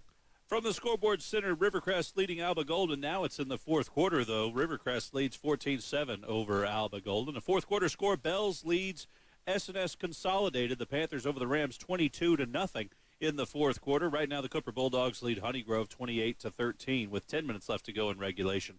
And Rockwall Heath leads Mesquite 35-14 with 9 minutes left to go in the game. Back to John, Mark, and Kevin, guys. Short kick, covered up by one of the Tigers at the 46-yard line. Tyshawn and that Harris. is Tyshawn Harris. Does a nice job of fielding the ball. And so the Tigers almost already at midfield here. It's a 55-yard drive in 12 plays for Rains. 10-yard run by K.J. Burns. That's his second touchdown of the night. And Burns now has 6 touchdowns this season. He came into the game, K.J. Burns, with 188 yards rushing, 9.1 yards per carry, receiving 27 catches for 392 yards and 3 touchdowns. Yeah. So he has been more of a receiver for them rather than a ball carrier up until tonight. Tigers moving left to right in the fourth quarter. Deshaun Jackson. And on this first down running play, into Rains territory across the 50 it goes. And that was Deshaun Jackson in the Wildcat. Yeah, he only gets 5 on that one. After he got hit behind the line of scrimmage, he only gets 5 yards. Second down and 5 for the Commerce Tigers, leading 34-20, moving to the south end zone now. 10:16 to go in the ball game. On this second down play, on a sweep to the right side, this is Carlos Aubry toting the ball for the first time tonight, and he's close to the 40-yard line. That'll be a first down for the Commerce Tigers. 9 yards on the gain. Make it 8 for Carlos Aubry as they put it down at the 41-yard line. Looks like Deshaun Jackson in there at quarterback, or the Wildcat, or whatever you want to call it, with Carlos Aubry and Isaiah Simon on either side of it. Tigers look into the sideline for the play here. And Darren Beal actually on the near, split out wide on the near side. Hey, snap from Andy Jenkins to Deshaun Jackson, and Jackson hit in the backfield, shakes off a tackle. There's a flag down, and now Jackson dropped for a loss, it would appear, but there is a flag down on the play. This is a face mask on one of them. Both of them went with stiff arms. One of them grabbed hold, at least. Dwayne Womack, our referee, will soon have the call for us here. Keep our eyes on him.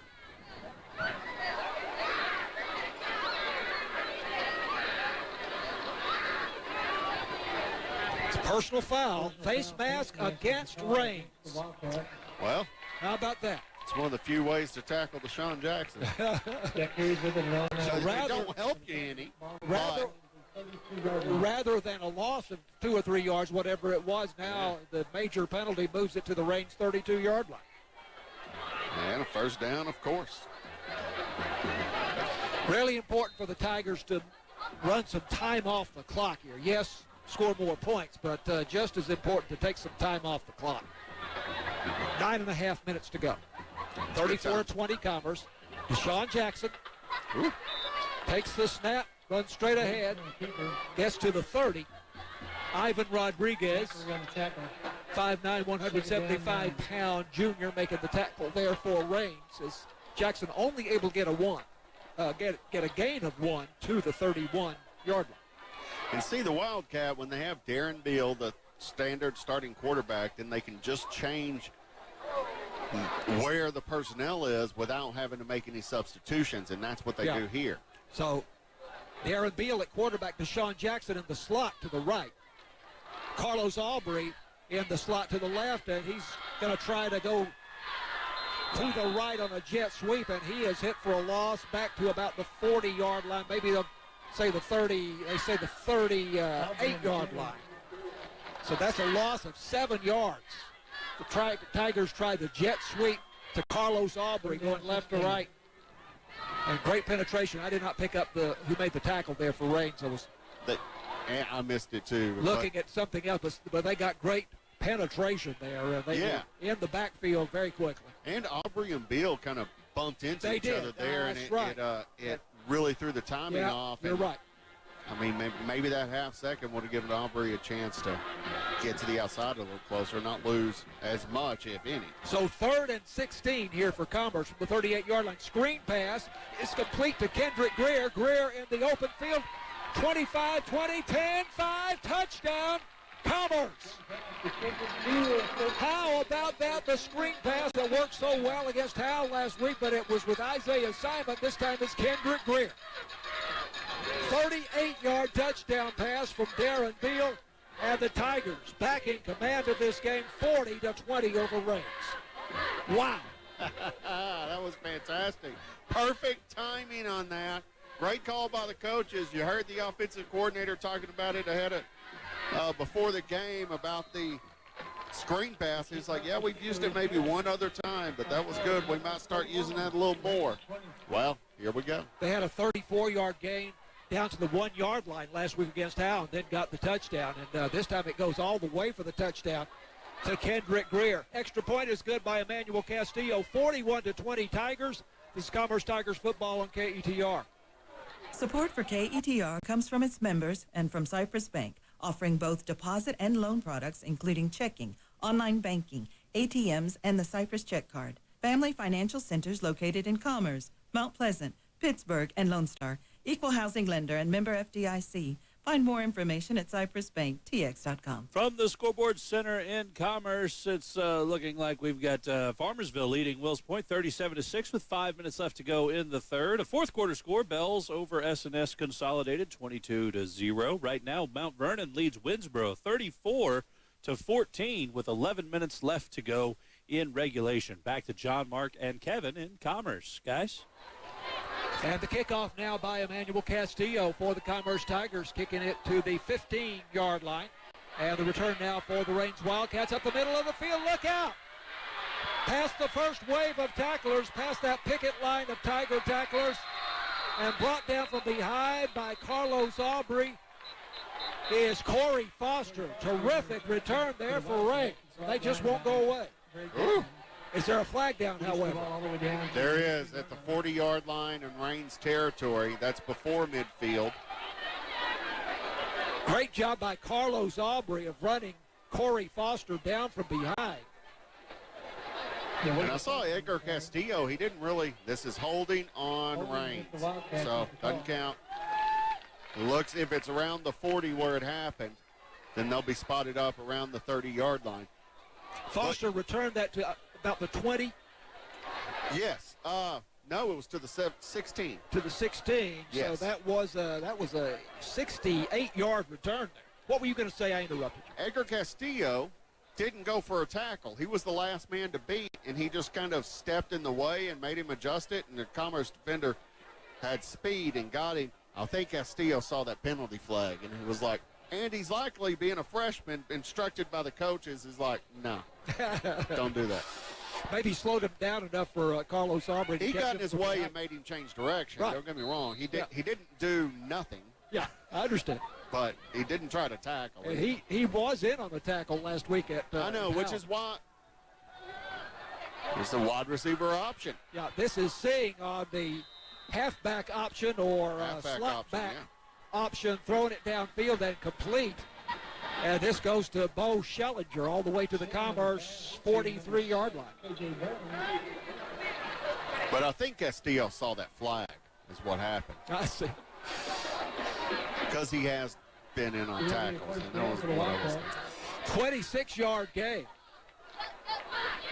to the Commerce 43-yard line on that option pass from Pradeep Singh to Bo Schellinger. Now it is Macri, the quarterback, moving around the pocket, throwing into the flat. Pradeep Singh makes the catch and is bumped out of bounds around the Commerce 30-yard line for a gain of 13 yards. Pradeep Singh, very versatile member of the Rains Wildcats for sure. And here they are at the Commerce 30-yard line. 6:54 left to go in the game. Commerce up by 21, 41-20. But Kevin, somehow it just doesn't feel like a safe lead to me. No, it doesn't. Timeout. Feels like Rains can do this. Commerce takes a timeout. And Tigers take a timeout. Commerce 41, Rains 20. This is Tigers football on 88.9. Support for sports broadcasts on 88.9 KETR comes from Commerce Edward Jones financial advisor Lauren Laddig. Edward Jones can help community members understand how retirement assets fit into a larger retirement picture and develop plans to be retirement goals. Lauren is at 903-246-3480. Edward Jones, member SIPC. Gilmer leads Liberty Ilo 24-7 with 3 minutes left to go in the third quarter. A fourth quarter score, Rivercrest leads Alba Golden 14-7. Cooper leads Honeygrove 28-13. That's 5 minutes left to go in regulation play. Rockwall Heath now leads Mesquite 42-14 with 6 minutes left to go in the game. Maud leads Bowles 30-7 with just the final quarter to go. And Mount Vernon leads Winsboro 34-14 with 11 minutes left to go in the fourth quarter. Back to John, Mark, and Kevin in Commerce, guys. Okay, Jared, thanks very much. First down for Rains at the Commerce 30-yard line.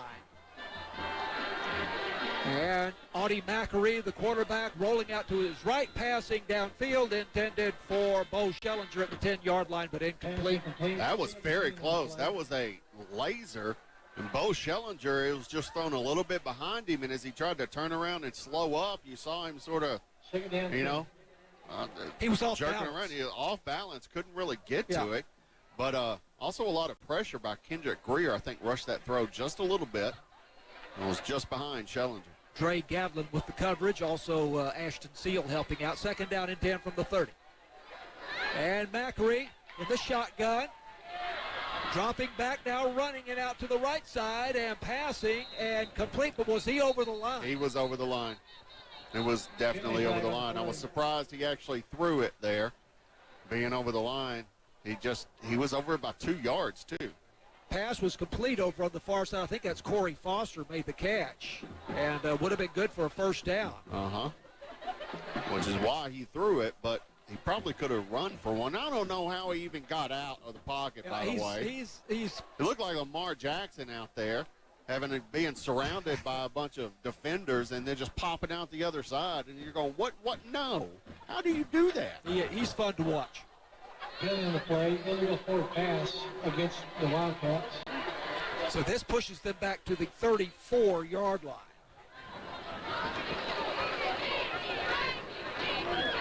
And this is second down and 14.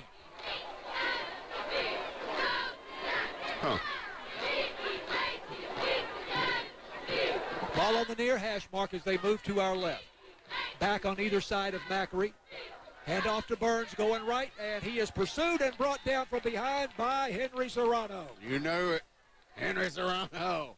Man.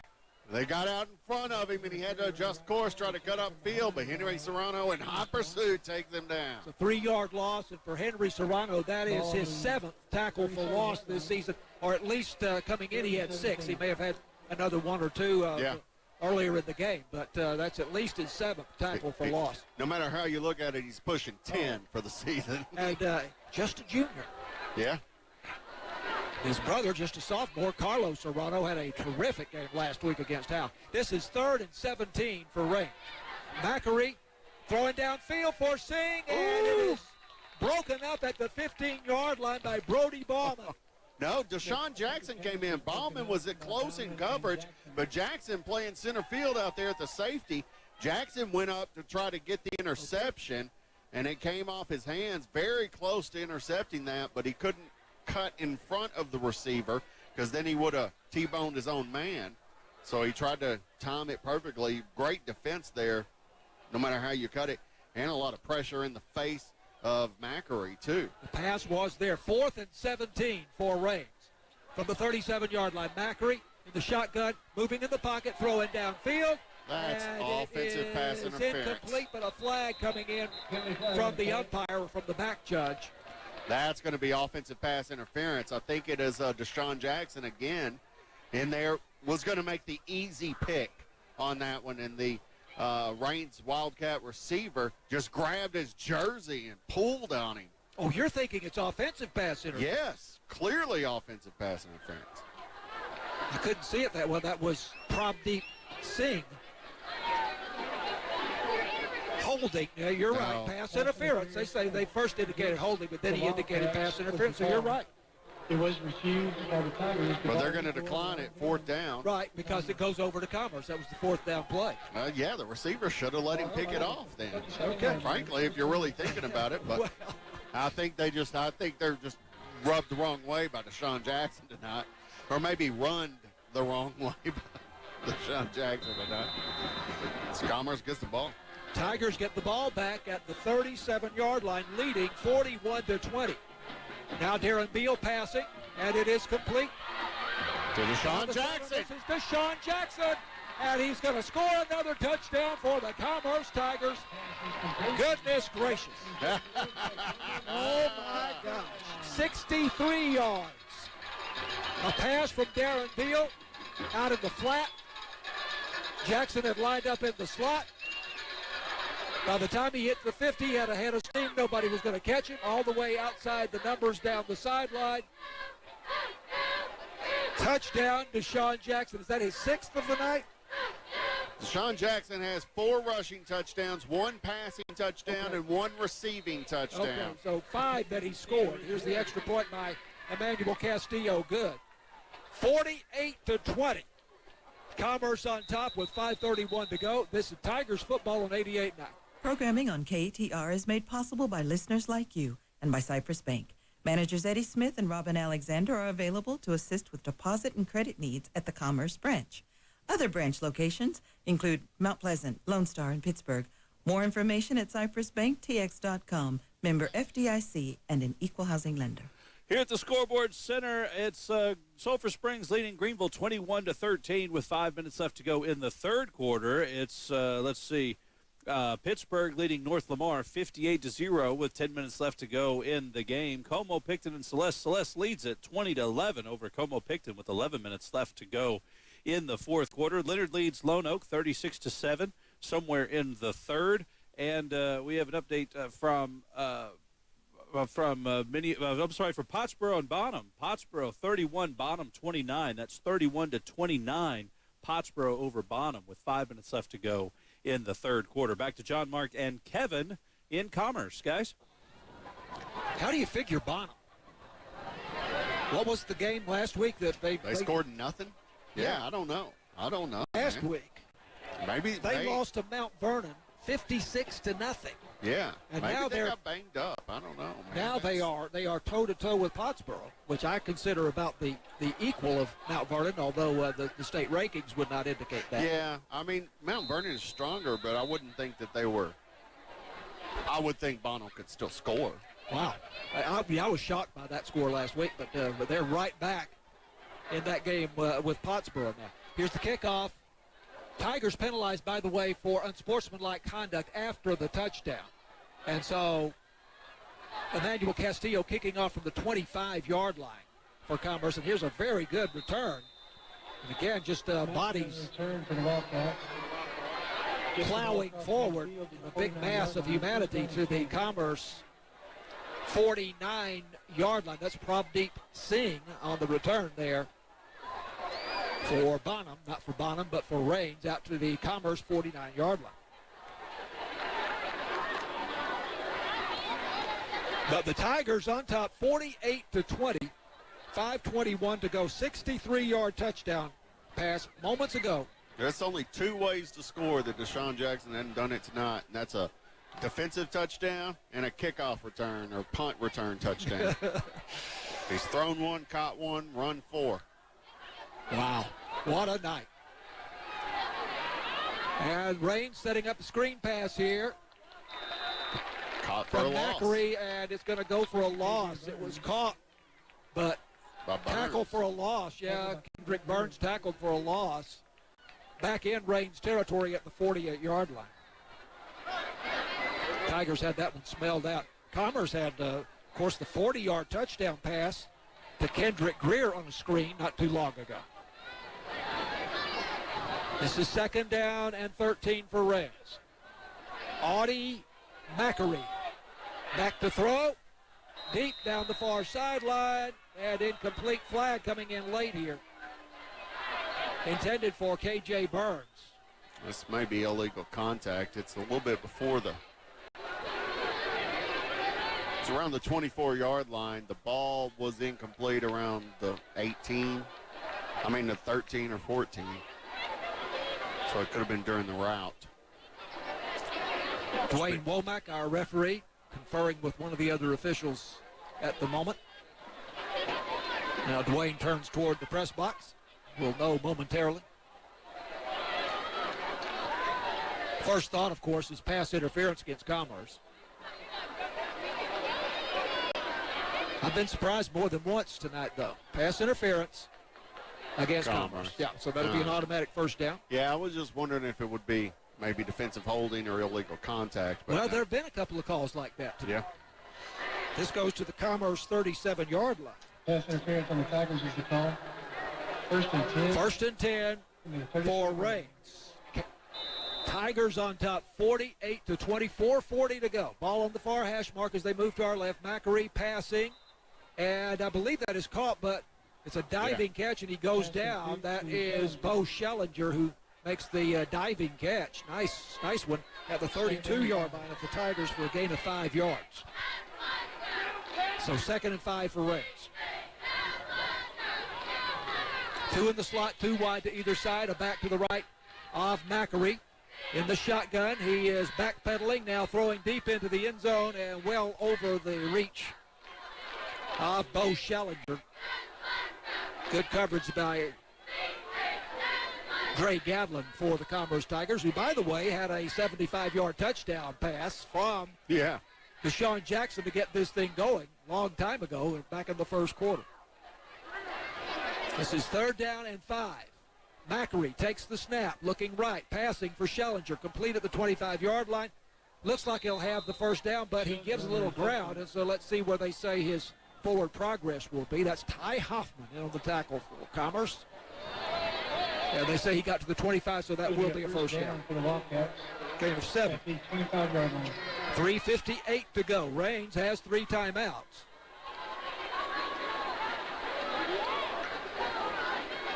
Don't seem to be too concerned about using those right now. Ball on the far hash mark. 2 wide to the far side, 2 to the near side, and the pass from Macri off the mark, intended for Corey Foster, but incomplete. Yeah, that was supposed to be a quick out to the wide receiver where he goes up and pops back. Macri threw it to where he was, not where he will be after he makes his adjustment. And so.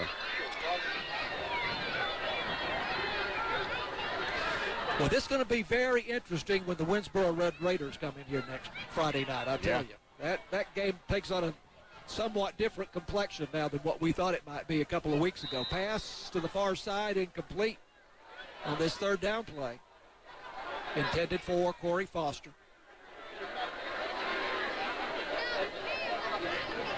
(48-20) Commerce.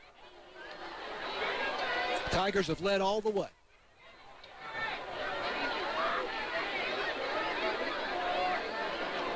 Now the down marker over there still says 3rd down. I was thinking this was 4th down, Kevin, if I missed a down somehow. We'll go with what it says. It says right. It says 3rd. It says 3rd and 10 also on the scoreboard, so we'll go with that. Macri back. throwing and incomplete over on the far side. Again intended for Corey Foster. So, yeah, it's now showing 4th down, so I was ahead of myself somehow. 4th and 10 for Rains at the 25-yard line. In Commerce territory might be the Wildcats' last chance here. A brave performance here tonight by their quarterback, Audie Mackery. Yeah, he and Burns have honestly had good games. 4th and 10, he takes the snap, moving around in the pocket and passing. That's caught, but it's not a first down. Caught at the 15-yard line, but that would be short of the first down. Is that Schellinger? Right, that's Bo Schellinger made another diving catch. At the 15, might need a measurement, though. They put it at the 16. Yeah, and that is short. 9 yards. It's not enough for a first down. The ball will go over to the Tigers on down. 9-yard gain. They needed 10. So Commerce gets the ball back, a 4-touchdown lead at 48-20 with 3:26 to go. This one's going to be a win for the Commerce Tigers, a second in a row. John Mark Mineola now leads Howe 47-0 just as the start of the 4th quarter. 47-0 Mineola over Howe. Wow. No surprise that Mineola's beating Howe, but I thought it would be a closer game than that. The Howe offense starting last week didn't look like it has the rest of the season. Evidently not. So one's going to go to Mineola, and Tigers have Mineola at Mineola in 2 weeks. So first down Commerce from the 16-yard line. Running play up the middle. Big gain here for the Tigers. And this is Isaiah Simon. And Simon at the 30, 20, 10. Drag down from behind at the 5-yard line and a flag down. 2 flags down. They're going to give him the horse collar tackle here, but he's more upset he didn't make it. He'll be half the distance to go, but he wanted that touchdown. Woo, all the way from the 16-yard line, John Mark. Opened up big up the middle, and give the Tiger offensive line of Cody Jenkins, Noah Howell, Andy Jenkins, Jack Nichols, and Henry Serrano, and also Richard Jackson seeing a lot of action. Give them a lot of credit tonight. 75 yards. Is the call against the Wildcats. It is the horse collar tackle, Kevin. You saw it right. That'll be his longest rush of the season. Puts him at 139. How many yards did you say? 75? Yes. Simon, 75-yard run. Go up from the 3-yard line. That's what the wheel says. Well, the wheel never lies, Kevin. Yeah, it doesn't. It only gives you garbage if you give it garbage. What a night on homecoming here tonight for the Commerce Tigers. By the way, Ashton Seal is the homecoming king, and Tatiana Beard is the homecoming queen tonight. Got a chance to talk to Ashton Seals. He hadn't had a big play tonight. I guess being king on was defense enough. he has. Yes, this is true. Got a chance to talk to his grandfather, who turns out to be Graham Sweeney, the retired principal of Bowles home, or what is now called Bowles High School. Here's the touchdown for the Tigers. Isaiah Simon, they give it to him to let him cap it off and get that touchdown. He had the 75-yard run to the 3-yard line, and now the touchdown up the middle. A 3-yard plunge, and the Tigers on top, 54-20. Going to be a lot of surprise around the district when people see this score tonight. Not so much that Commerce is winning, but just the score. The extra point by Emmanuel Castillo, good, 55-20. With 3:06 to go, this is Tigers football on 88.9. Support for Tigers football on KETR is made possible in part by local Edward Jones advisor Lauren Laddig, serving the investment needs of Northeast Texans from her office at 100 King Plaza, Suite B in Commerce. Lauren is at 903-246-3480. Edward Jones, making sense of investing. Member SIPC. Here from the Scoreboard Center, final score, Rockball Heath beats Mesquite 42-21. That's a final. Cooper beats Honeygrove tonight, 28-13, a final score out of Honeygrove this evening. Number 2, Gunner Tigers beat the Blue Ridge Tigers 49-14, a final score A final out of Forestburg tonight. Fannendale Falcons win it 60-0. They're in Forestburg in six-man ball. Right now in the fourth quarter, Mineola leads Howe 50-0 with 9 minutes left to go in the game. Back to John, Mark, and Kevin in Commerce, guys. An 84-yard drive in 2 plays for Commerce. And Isaiah Simon had the 74-yard run, setting the Tigers up for the touchdown. He gets the touchdown on a 3-yard run. Here is the kick by Emmanuel Castillo, and a fair catch called for at the 31-yard line by Bo Schellinger. By the way, for Isaiah Simon, who's having a nice season for the Tigers, that is his 4th touchdown of the season. Had a touchdown last week against Howe. He came into the game with 305 yards rushing, 3.9 yards per carry. After the game is over, would you please refrain from getting on the track or on the field of play? I said, by the way, Graham Sweeney was the former principal at Bowles High School. He's the former superintendent at the Bowles ISD, and he's the granddad of Ashton Seal. And we had a nice chat before the ball game. He was very complimentary of the KETR broadcast. And a handoff up the middle. This is K.J. Burns dodging tacklers. Little hip shaking move there on the part of K.J. Burns as he's up to the 48-yard line. And that is a gain of 17 yards for Burns. Clock is rolling with 2:47 left to go in the ball game. Again, they keep it on the ground. K.J. Burns on the carry, going right, cutting back to the Commerce 45-yard line. And tackled by Ashton Seal, whom we were talking about just a moment ago. Burns has 127 yards and 2 touchdowns. He's had a great night. Yeah. He's a really good-looking 19 carries. Ball carrier. Excuse me, 20. And movement at the line, and you hear the whistles. Penalty flag. False start against Rains. False start against the Wildcats. And this will push them back to the 50-yard line. I thought this was a very 145 yards for Burns. Yeah. I thought this was a very even game coming in between these two teams. And I'm very surprised. Not that Commerce is winning, but that they're winning by 35 points. That is surprising. Audie Mackery fakes the handoff to Burns. Goes off right tackle himself to the Commerce 5-yard line. He gets those 5 yards lost on the false start back. And is tackled by Deshaun Jackson. 3rd and 3 for Rains at the 45. Yeah, too many men on the field. Commerce got a timeout before they got the penalty, I believe. Too many men on the field for Commerce then.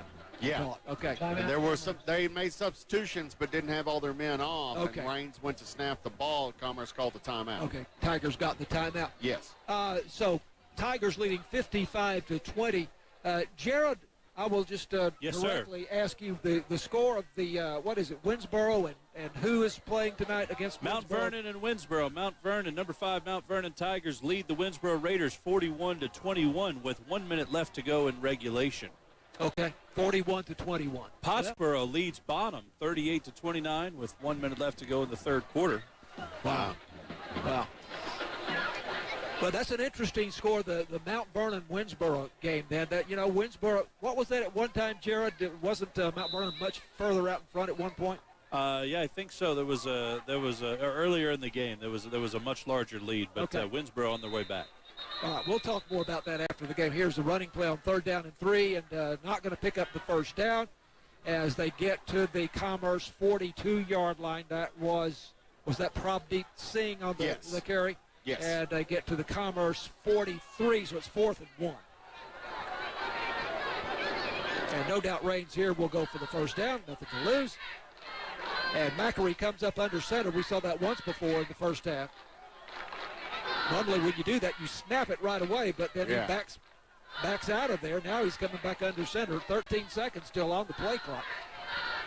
And he rolls off the first contact and probably has the first down. I think he got that barely. He got about half a yard. I saw him do that on video this week. He's good at that. He'll take that first contact and then sort of do a rope-a-dope thing and roll away from it and then go out to one side or the other, and he ends up getting the first down at the 41-yard line. That kid's got some skills, yo. He does. And we'll credit Jamarian Lewis Brown, Tiger defensive tackle, with the stop. And again, Audie Macari off right tackle for Rains. Macri again, keeper. Across the 35 down to the 34-yard line he goes of the Tigers. That's his 25th carry, 102 yards and a touchdown. Yeah. He's a good one. And he's earned it. His longest run is 17 yards. He's got 2 of them. 28 seconds left to go in the ball game here. Macri on this 2nd down and 4 play, throwing into the end zone for Singh. And there's some hands being put on each other there at the goal line, but no flag. Singh jerked Deshaun Jackson down, and they don't get the offensive on that. They calling it uncatchable maybe, but it wasn't. Singh, when they turned the corner, he took his right hand and just ripped Deshaun Jackson's hand down. Some jockeying there between those two at the goal line. Incomplete. 3rd down and 3 from the 34-yard line. 19 seconds left to go. Tigers ahead 55-20. Snap to Macari in the shotgun. Moving in the pocket. And trying to get away from the rush, and the ball is free. And I'm not sure if that was a pass or if that was a fumble, but the ball went free.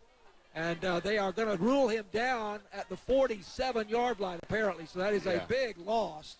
Be what, a 12-yard loss? That's about a 13-yard loss, and I'm not sure who will get the sack there. And a flag down. I think there's some tempers flaring on both sides a little bit here. And Rains, intentional grounding. Intentional grounding. Yep, that's what I thought, because he was going down and he just chunked it over his head. And unsportsmanlike. No, loss of down. I'm sorry. Yeah, loss of down. Right, I got it. But yeah, he was going down, and then he just did, like when I thought I was cool playing horse in basketball, I'd do the behind the back shot. That's what he did. He went and threw it up behind him and just threw it out of bounds. They got him for the intentional grounding. So they're back at the 47-yard line. And Macari going to throw it deep down the right side. And it is incomplete at the 2-yard line, and the clock has expired. Intended there for Bo Schellinger, but it was incomplete, and that is the final play of the ball game. Commerce wins it 55-20. Over the Rains Wildcats, and Commerce Tigers football continues after this on 88.9. Support for sports broadcasts on 88.9 KTR comes from Bedco, the Bonham Economic Development Corporation, and the City of Bonham. Bedco has partnered with the Fannin County Workforce Center, offering job and career opportunities. Info at 903-640-0222 or workforcesolutionsTexoma.com. We explore with sound and style, allowing science to fuse with culture, information to sound like music. I'm Robert Krulwich. Join me and my co-host, Jad Abumrad, for an experimental investigation every week that explores themes and ideas through a patchwork of people, sounds, and stories. That's Radiolab, Saturday afternoon at 1 on 88.9 KETR.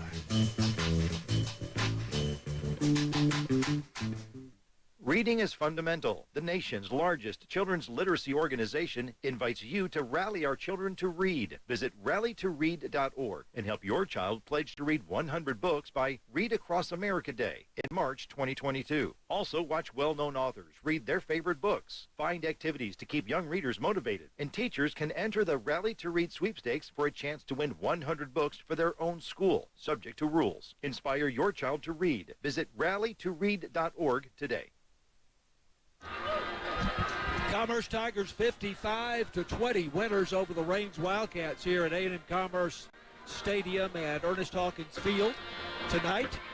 And we will recap this one for you, but just to summarize it by saying Deshaun Jackson for Commerce, 4 touchdowns rushing, 1 touchdown passing, and 1 touchdown receiving tonight. So it was an amazing performance, and he had a heck of a night on defense for Commerce too, Kevin. I mean, absolutely, yeah. I don't know how many tackles he had tonight. He had a lot of tackles and some breakups.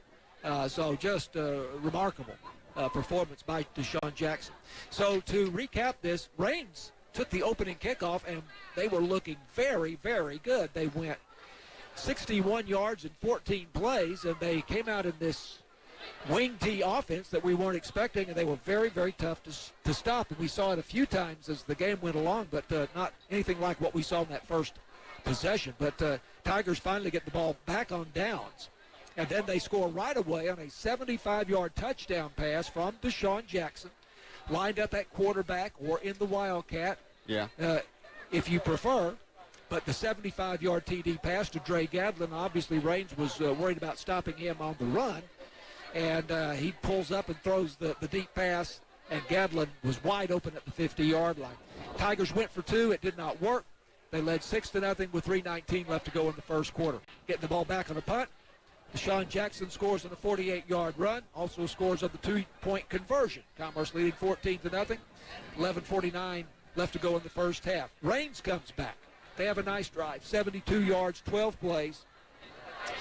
Roughing the passer penalty was a key play on that drive. Audie Mackery, their senior quarterback, with a 2-yard run for the touchdown. The extra point by Gus Rodriguez was good. 14-7, very competitive game at that point. 6:52 left to go in the second quarter.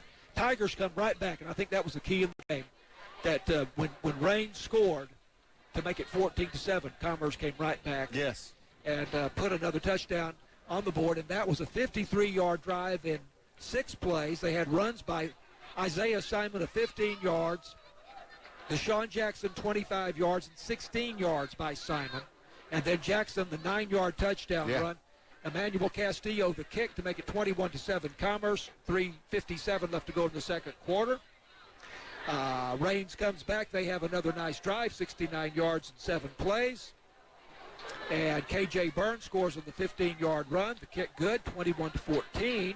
Commerce leading, 2:09 left to go in the first half. Tigers come right back again, and we're kind of griping about the fact that they weren't using their timeouts. Yeah. But then Deshaun Jackson scores on the 44-yard run just before the end of the first half. 6 seconds showing on the clock. We'll say Jackson bailed them out. Let's put it that way. Yeah, and the extra point by Emmanuel Castillo hit the upright there, so it was 27-14 at halftime. Tigers completely dominated the third quarter. They had a nice drive to start the third quarter, but fumbled, and then Gus Rodriguez picked it up and returned it on a nice play for Rains, but then the Tigers got it back on the punt. They scored a 71-yard run by Deshaun Jackson. Castillo the kick, 34-14. Burns scores for Rains on a 10-yard run at the end of a 55-yard 12-play drive. They went for 2 and failed. 34-20 Commerce. Still a competitive ball game with 10:49 left to go in the fourth quarter. But then the Tigers in the fourth quarter really nailed the thing shut. They scored the 40-yard touchdown pass, a screen pass from Darren Beal to Kendrick Greer. Yeah. And made a leaping catch. It was beautiful. That's the second game in a row where the Tigers have had a big screen pass. And one set up a touchdown last week, and this one goes for a 40-yard touchdown. Castillo, the kick, 41-20, Commerce with a 3-touchdown lead with 7:44 to go in the ball game. That was a 54-yard, 5-play drive. Then Rains stopped on downs. Tigers get the ball back again. Now Darren Beal, 63-yard pass to Deshaun Jackson. Out in the flat, Jackson takes it all the way, breaks free at about the 50-yard line. 63-yard touchdown. Castillo, the kick, 48-20, Commerce with 5:31 left to go. And then finally the Tigers got a 74-yard run by Isaiah Simon down inside the 10-yard line. There was a penalty tacked on, a few more yards, and Simon scored on a 3-yard run to make the final score 55-20 Commerce. And, in the second half, Commerce, except for that fumble on their first drive, scored on every single drive of the second half. And that fumble was deep in the red zone, too, when they fumbled. They were inside the 15. Right. Looked like they were going for another touchdown on that drive. Yeah, certainly. And that was the only one. They scored on every other possession in the second half, except for that one. Looking at some of the stats, we'll start with the Wildcats, the Rains Wildcats. Mackery, due to he was going to go less than 100 yards if that had been a sack, but it wasn't there at the end. But 25 carries, 102 yards, and a touchdown. K.J. Burns had 21 carries, 145 yards, and 2 touchdowns. Singh, who was kind of their everything man tonight, 7 carries, 23 yards. Macquarie threw a bunch of passes there at the end, but it was 23 attempts, 9 completions, no touchdowns, 64 yards. Singh had 1 26-yard pass. Schellinger, 4 receptions, 47 yards. And Singh had 4 receptions for 39 yards. 359 yards of total offense and 3 touchdowns for the Rains Wildcats. A respectable performance tonight, but Commerce blew it out the water. 586 yards and 8 touchdowns on offense, 410 rushing yards and 5 touchdowns. 142 of it were on 12 carries, 142 yards for Isaiah Simon and a touchdown. Of course, he had the big 74-yard run. Kendrick Greer, 4 carries for 34 yards, all of that basically on that one drive where it was the Kendrick Greer drive. So a 7, 16, 5, and 6. That's a respectable line for 4 carries. Deshaun Jackson, 226 yards, 4 touchdowns on 9 carries tonight. That's kind of crazy. Darren Beal threw the ball 3 times. He connected twice for touchdowns in each case. One was a 63-yard touchdown to Deshaun Jackson, his only catch of the night. And one was a 38-yard touchdown to Kendrick Greer, his only catch of the night. And then Deshaun Jackson threw a touchdown to Dre Gadlin, 75 yards, and a touchdown on the second or third play? Yeah. Let's see. Yeah, that was the third play from scrimmage. Third play from scrimmage for Commerce. Deshaun Jackson threw a touchdown. So this was a fun game tonight, John Mark. Absolutely was. Jackson, how many yards rushing? 226 is what I have. How many carries? 9 carries. So that's over 20 yards a carry. Yeah. Well, he had scoring runs of 48, 9, 44, and 71. Then he had a 22-yard run, a 0-yard run, a 25-yard run. Then there at the end, they sort of clamped down on his final 2 carries. He only got 5 and 2. It's 25 yards a carry. Yeah. Wow. Really, just amazing. It really was. And we had seen him, we had seen flashes of that without a doubt, really more than flashes. But he had not been the centerpiece of the offense tonight. And now it's Deshaun Jackson's team as far as the offense is concerned. And make sure, and there's enough talent around him is that if he can get some things going, then you can misdirect and get it to somebody else who's just as Isaiah Simon just ran it for 75 yards. Absolutely. But when you make him the focal offense, he's usually doing like 1 to -1 yard runs if you try to hand it to Isaiah Simon 20 times a game. Yeah, if he's the only weapon that you've got. They key on him and they're able to clamp him down. You gotta mix it up a little bit. Great adjustments by the coaches. He had, I think so too, and he had Isaiah Simon had how many yards rushing? 142. This may be his best game of the season. But he had the 174-yarder too. Right. But still, he had 14 yards, 17 yards, 11, 10.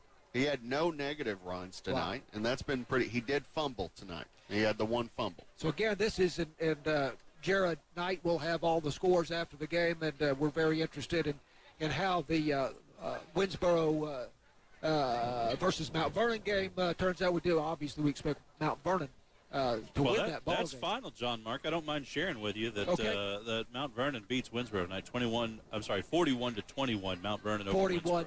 41 to 21. That's correct. So the old comparative scores thing, the Tigers, but that's a long time ago now, lost to Mount Vernon 63 to 22. Yeah. But this is a different Commerce team now. It is. And Commerce was competitive with Mount Vernon in the first half that night. Anyway, so that's going to really be interesting next week now. 2 games left. And 2 tough opponents. 2 tough opponents. And, again, I think that's going to be quite an even match next week now, the way it looks with Winsboro. And then a tough one to end the season at Mineola. Can I mention Mineola wins over Howe tonight, 50-0 the final score. Right. And, of course, the Tigers played Howe last week and defeated Howe. I've got it here somewhere, 31 to 21. So, you would expect Mineola to definitely be favored over Commerce when they play in 2 weeks, however it turns out next week. But the Tigers getting better week by week here now. Yes. So this is not the same Commerce team we saw a few weeks ago. Yeah, they're feeling good. They're having fun, picking up some momentum. That's what you need. 2 weeks from now, who knows? Tigers now 3-5 for the season, 2-3 in district play. Rains is 2-6 and 1-3 in the district. Again, our final score here tonight: Commerce 55, Rains 20. And next week, the Tigers welcome the Winsboro Red Raiders to A&M Commerce Memorial Stadium and Ernest Hawkins Field. Kickoff will be at 7:30, and we'll be on the air shortly after 7. And tomorrow, the A&M Commerce Lions journey to the high plains of Texas to meet their old rivals, the West Texas A&M Buffaloes. And it'll be broadcast on KETR starting at 5:30 with the kickoff at 6. Kevin, any final words here for us? Fun, though, huh? Tigers never quit, baby. Tigers never quit. A lot of fun. Thanks to our producer tonight, Jared Knight. Ryan Fulkerson is elsewhere this evening. And the big Friday night scoreboard with Jared continues now on KETR. So for Kevin Jeffries, this is John Mark Dempsey. Thanks for listening to Commerce Tigers football. Support for KETR comes from its members and from Cypress Bank, offering both deposit and loan products, including checking, online banking, ATMs, and the Cypress Check Card. Family financial centers located in Commerce, Mount Pleasant, Pittsburgh, and Lone Star. Equal housing lender and member FDIC. Find more information at cypressbanktx.com. Next time on APM Symphony Cast, Tchaikovsky's Violin Concerto is an incredibly challenging work, exploding with pyrotechnics. I'm Julie Amacher. French-Canadian violinist Karen Gomio teams up with the Houston Symphony for a dazzling performance of Tchaikovsky's Violin Concerto. That's next time on APM Symphony Cast. Sunday night at 7 on 88.9 KETR. Support for sports broadcasts on 88.9 KTR comes from Bedco, the Bonham Economic Development Corporation, and the City of Bonham. Bedco has partnered with the Fannin County Workforce Center, offering job and career opportunities. Info at 903-640-0222 or workforcesolutionstexoma.com. You've been diagnosed with type 2 diabetes. You have to carefully monitor your health for the rest of your life. And you have an increased risk of developing cardiovascular disease. Cut. Take 2. Action. You've been diagnosed with a new purpose: to fight for the amazing life you made for yourself. To look that risk of heart disease square in the face and say, no, not me. You've been given a new opportunity to live. Get started at NoDiabetesByHeart.org.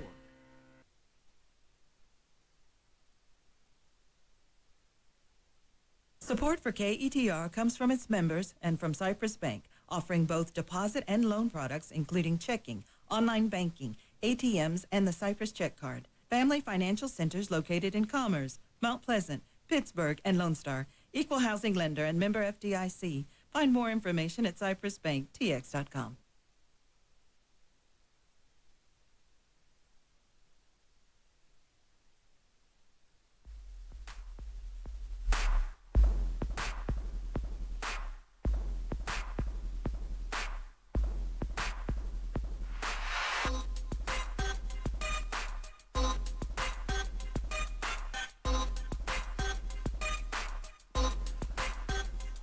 Well, good evening. Jared Knight here at your station, 88.9 KETR, and from the Scoreboard Center, where I've been most of the evening while bringing you the Commerce Tigers beating the Rains Wildcats tonight 55-20.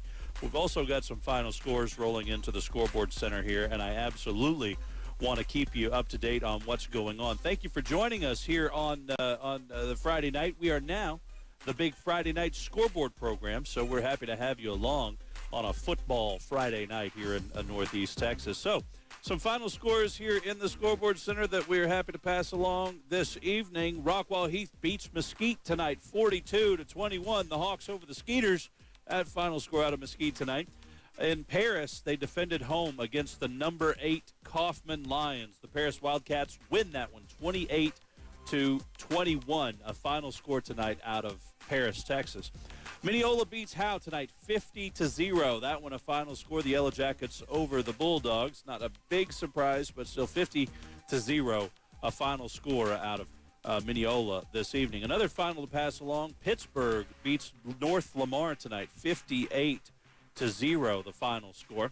Looks like Bells beat S&S Consolidated. The Bells Panthers win it 34-7 over the Rams of S&S. That one final played there at S&S tonight.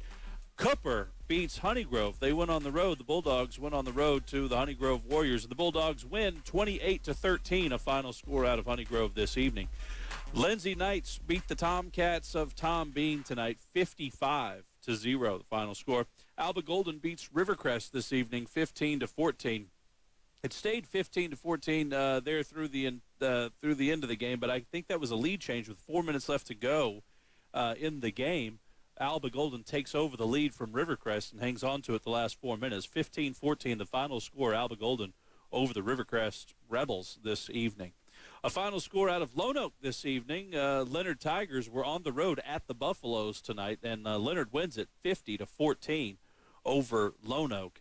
Let's see. We mentioned, as we did this evening as part of our broadcast, that the number 5 Mount Vernon Tigers beat the Raiders of Winnsboro tonight, 41-21, a final score out of Winnsboro this evening. The number 2 Gunter Tigers were on the road at the Blue Ridge Tigers and kind of left Blue Ridge in the wake there. It was 49-14 Gunter over Blue Ridge this evening, the final score.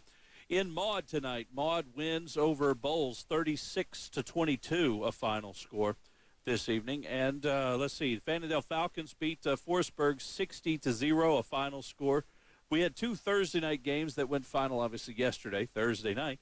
Let's see, Union Hill beat Campbell 51-6, a final. And Corsicana beat North Forney 43-34, the final score out of North Forney from yesterday. We have final scores continuing to roll on here in the Scoreboard Center. We'll be happy to pass those along. We're also happy to share any information that you'd like to share with the studio. You can share that information by texting. We don't have the phones open tonight due to some technical limitations, but you can text the studio at 903-751-5145. That's 903-751-5145. I'd be happy to take your information and share it with others here in Northeast Texas as we continue to share final scores throughout the evening on the big Friday night scoreboard program. We are so happy that you decided to join us this evening, and we hope that you'll stick around as you make your way home from whichever games you attended this evening. If you got something you want to share, feel free to let us know. Again, 903-751-5145. That's 903-751-5145. If you call the number, leave a message, and somebody will maybe get back to you, let you know that we were able to use the information on the air. In the meantime, we are so happy to have our sponsors this evening. We're talking about Cypress Bank and Commerce, and also Lauren Laddig, Edward Jones Investments here in Commerce, and also the Bonham Economic Development Corporation, BEDCO, sponsoring tonight's broadcast and broadcasts of A&M Commerce Sports and Commerce Tigers Sports. So all of those folks, thank you. If you'd like to become part of the sponsorship group here, you can do the same thing. You can shoot me an email, support@ketr.org, and I'd be happy to get back with you about how you can partner with KETR in order to support broadcasts on this public radio station. You can also always, if you listen along and you're an individual who just enjoys hearing sports on public radio, you can support it by going to KETR.org and clicking the big red donate button up in the top right-hand corner of the page on just about any page on the website. You can do it from just about any device, a browser, you name it. You can find it. You can click that button and support public radio here in Northeast Texas. It's about 22 minutes past 10 o'clock on this football Friday night. We're going to take a break. We're going to gather some scores, maybe play a tune or two while we finish gathering scores to pass along to you here in Northeast Texas. We thank you so much for joining us on a football Friday night. This is the Big Friday Night Scoreboard program on your station, 88.9 KETR.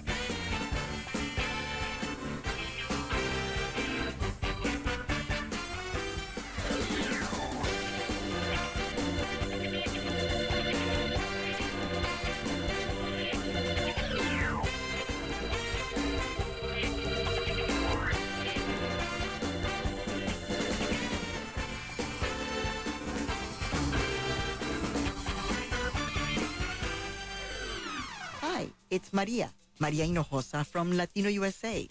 We all love great stories, and great stories are what we pride ourselves in delivering to you each week. Stories from the heart, stories that make you think, help inspire you, and maybe even get you a little angry. So if you haven't tuned in lately, I invite you to stop by. Thanks for listening. Sunday at 5 p.m. on KETR.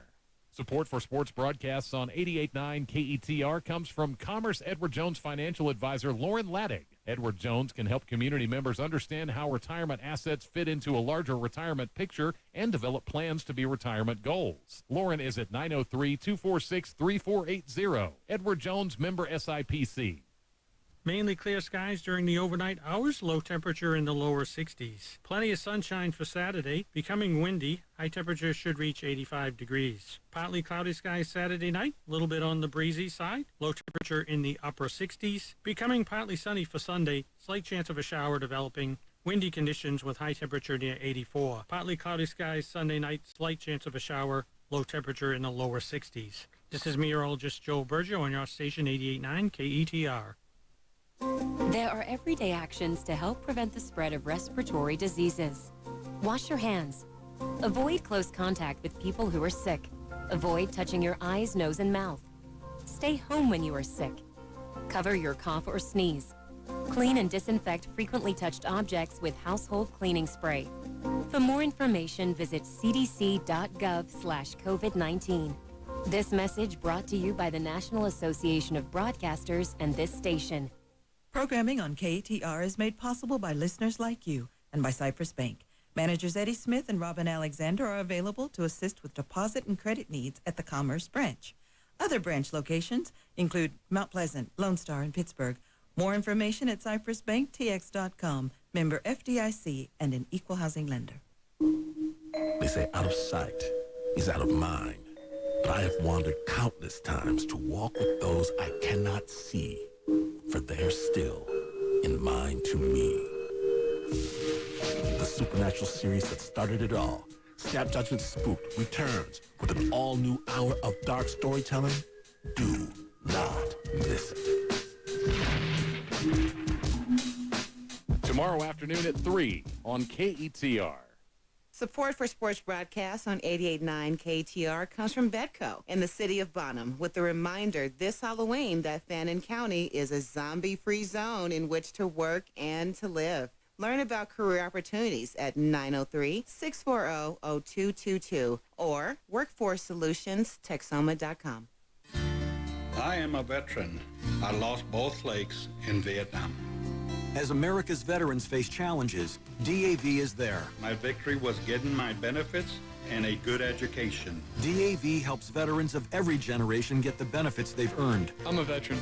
I didn't want to admit it, but I have PTSD. So veterans can reach victories, great and small. My victory was finding help and learning that I wasn't alone. Support more victories for veterans. Go to DAV.org.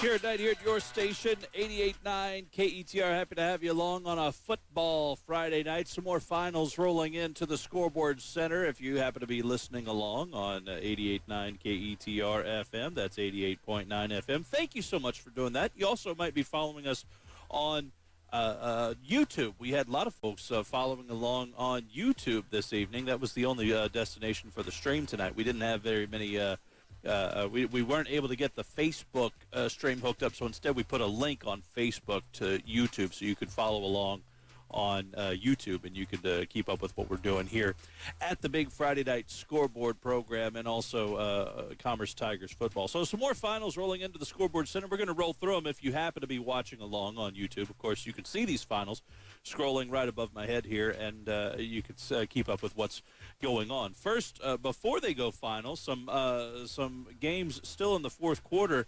I can say that the game in Royce, the Royce City and Crandall game, this game's in Crandall tonight, it was going a back and forth, a real barn burner. And honestly, I don't know that it's close to over yet, though there is a 19-point, a 9-point differential there. I've got Royce City 58, Crandall 49 with 6 minutes left to go in the game. So that one was still kind of a toss-up. So we're going to keep on with our finger on the pulse of that one.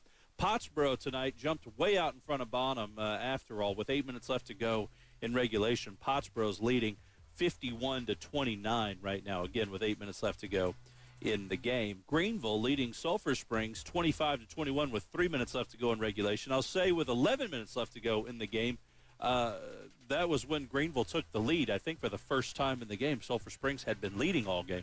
So Greenville takes over the lead at 25-21 with 11 minutes left to go. There's now 3 minutes left to go in regulation. So we're going to keep watching that one and let you know how it goes as things wrap up. Final scores from around the region that we want to pass along to you. As you know, Commerce Tigers beat the Rains Wildcats tonight 55-20. That was the final score out of Commerce and Ernest Hawkins Field and Memorial Stadium on the campus of Texas A&M University. Commerce this evening.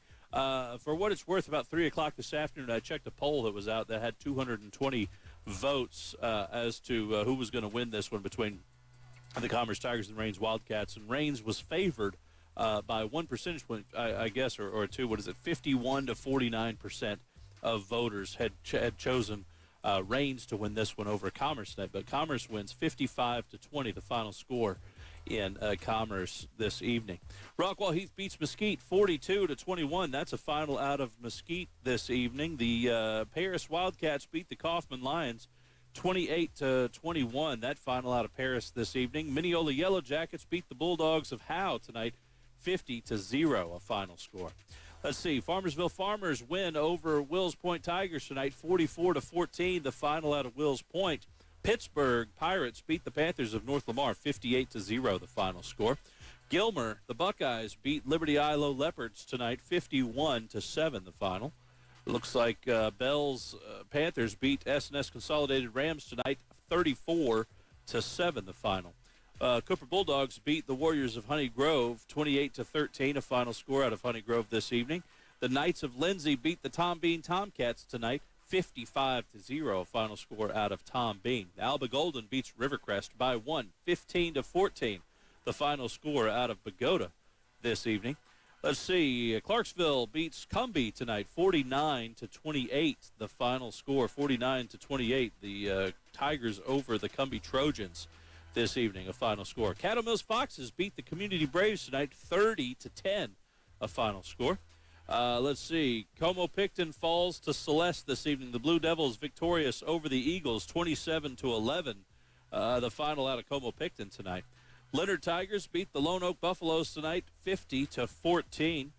Mount Vernon Tigers beat the Winsboro Raiders tonight 41-21, a final score out of Winsboro this evening. Gunner Tigers beat the Blue Ridge Tigers tonight 49-14. The sort of expected number 2 Gunner Tigers beat the Blue Ridge Tigers 49-14. Maud, the Cardinals, beat the Hornets of Bowles 36-22, a final score. 36-22 was the final. Fannondale Falcons beat the Forestburg Longhorns. Beat them 60-0, the final. Ford Panthers, Quinlan Ford beats Sunnyvale 40-21. That's final score. And like I said, we're still keeping an eye on this Greenville game because we want to know how the Greenville Lions do versus the Sulphur Springs Wildcats. They're still awfully close, 25-21 with just 1 minute left in regulation. Pottsboro leading Bonham now 58-37. Both teams still scoring, still not done, still fighting to the very end. So Pottsboro and Bonham, but Pottsboro 58, Bonham 37. That's 2 minutes left to go in regulation. And then let's see, Royce City 58-56. We said that one was a barn burner, and we meant it earlier with 5 minutes left to go in regulation. The Royce City Bulldogs are 58. The Crandall Pirates 56. Awfully evenly matched team this evening as those scores have gone just back and forth with each other this evening. And so we're going to keep on watching those here on the big Friday night scoreboard program and hopefully be bringing you some final scores here awfully soon. We are your station, 88.9 KETR, and I wanted to go ahead and give fair warning to those folks who are watching along at home on the stream that you may have to slide on over now to you may have to slide on over to KETR.org and fire up the audio stream that you can get to right at the top of the page in order to continue to follow us, because as we get into some music here very shortly, while we wait on some finals to come in, we don't try to stream our music playlist on YouTube. YouTube doesn't care for it, and honestly, we don't want to share our music that way on the old YouTube stream. So what we're going to do is we're going to take a quick break. We're going to wrap up the online video stream that we've been producing this evening, and then we'll continue on the air at 88.9 FM, and we'll also be pardon me. We'll also be on online at KETR.org, where you click the Listen Live button. So we're going to wrap this up and take a quick break. I may need one here working by myself on a football Friday night. We are your station, 88.9 KETR. This is the big Friday night scoreboard program. Support for sports broadcasts on 88.9 KETR comes from Commerce Edward Jones financial advisor Lauren Laddig. Edward Jones can help community members understand how retirement assets fit into a larger retirement picture and develop plans to be retirement goals. Lauren is at 903-246-3480. Edward Jones, member SIPC. The Thomas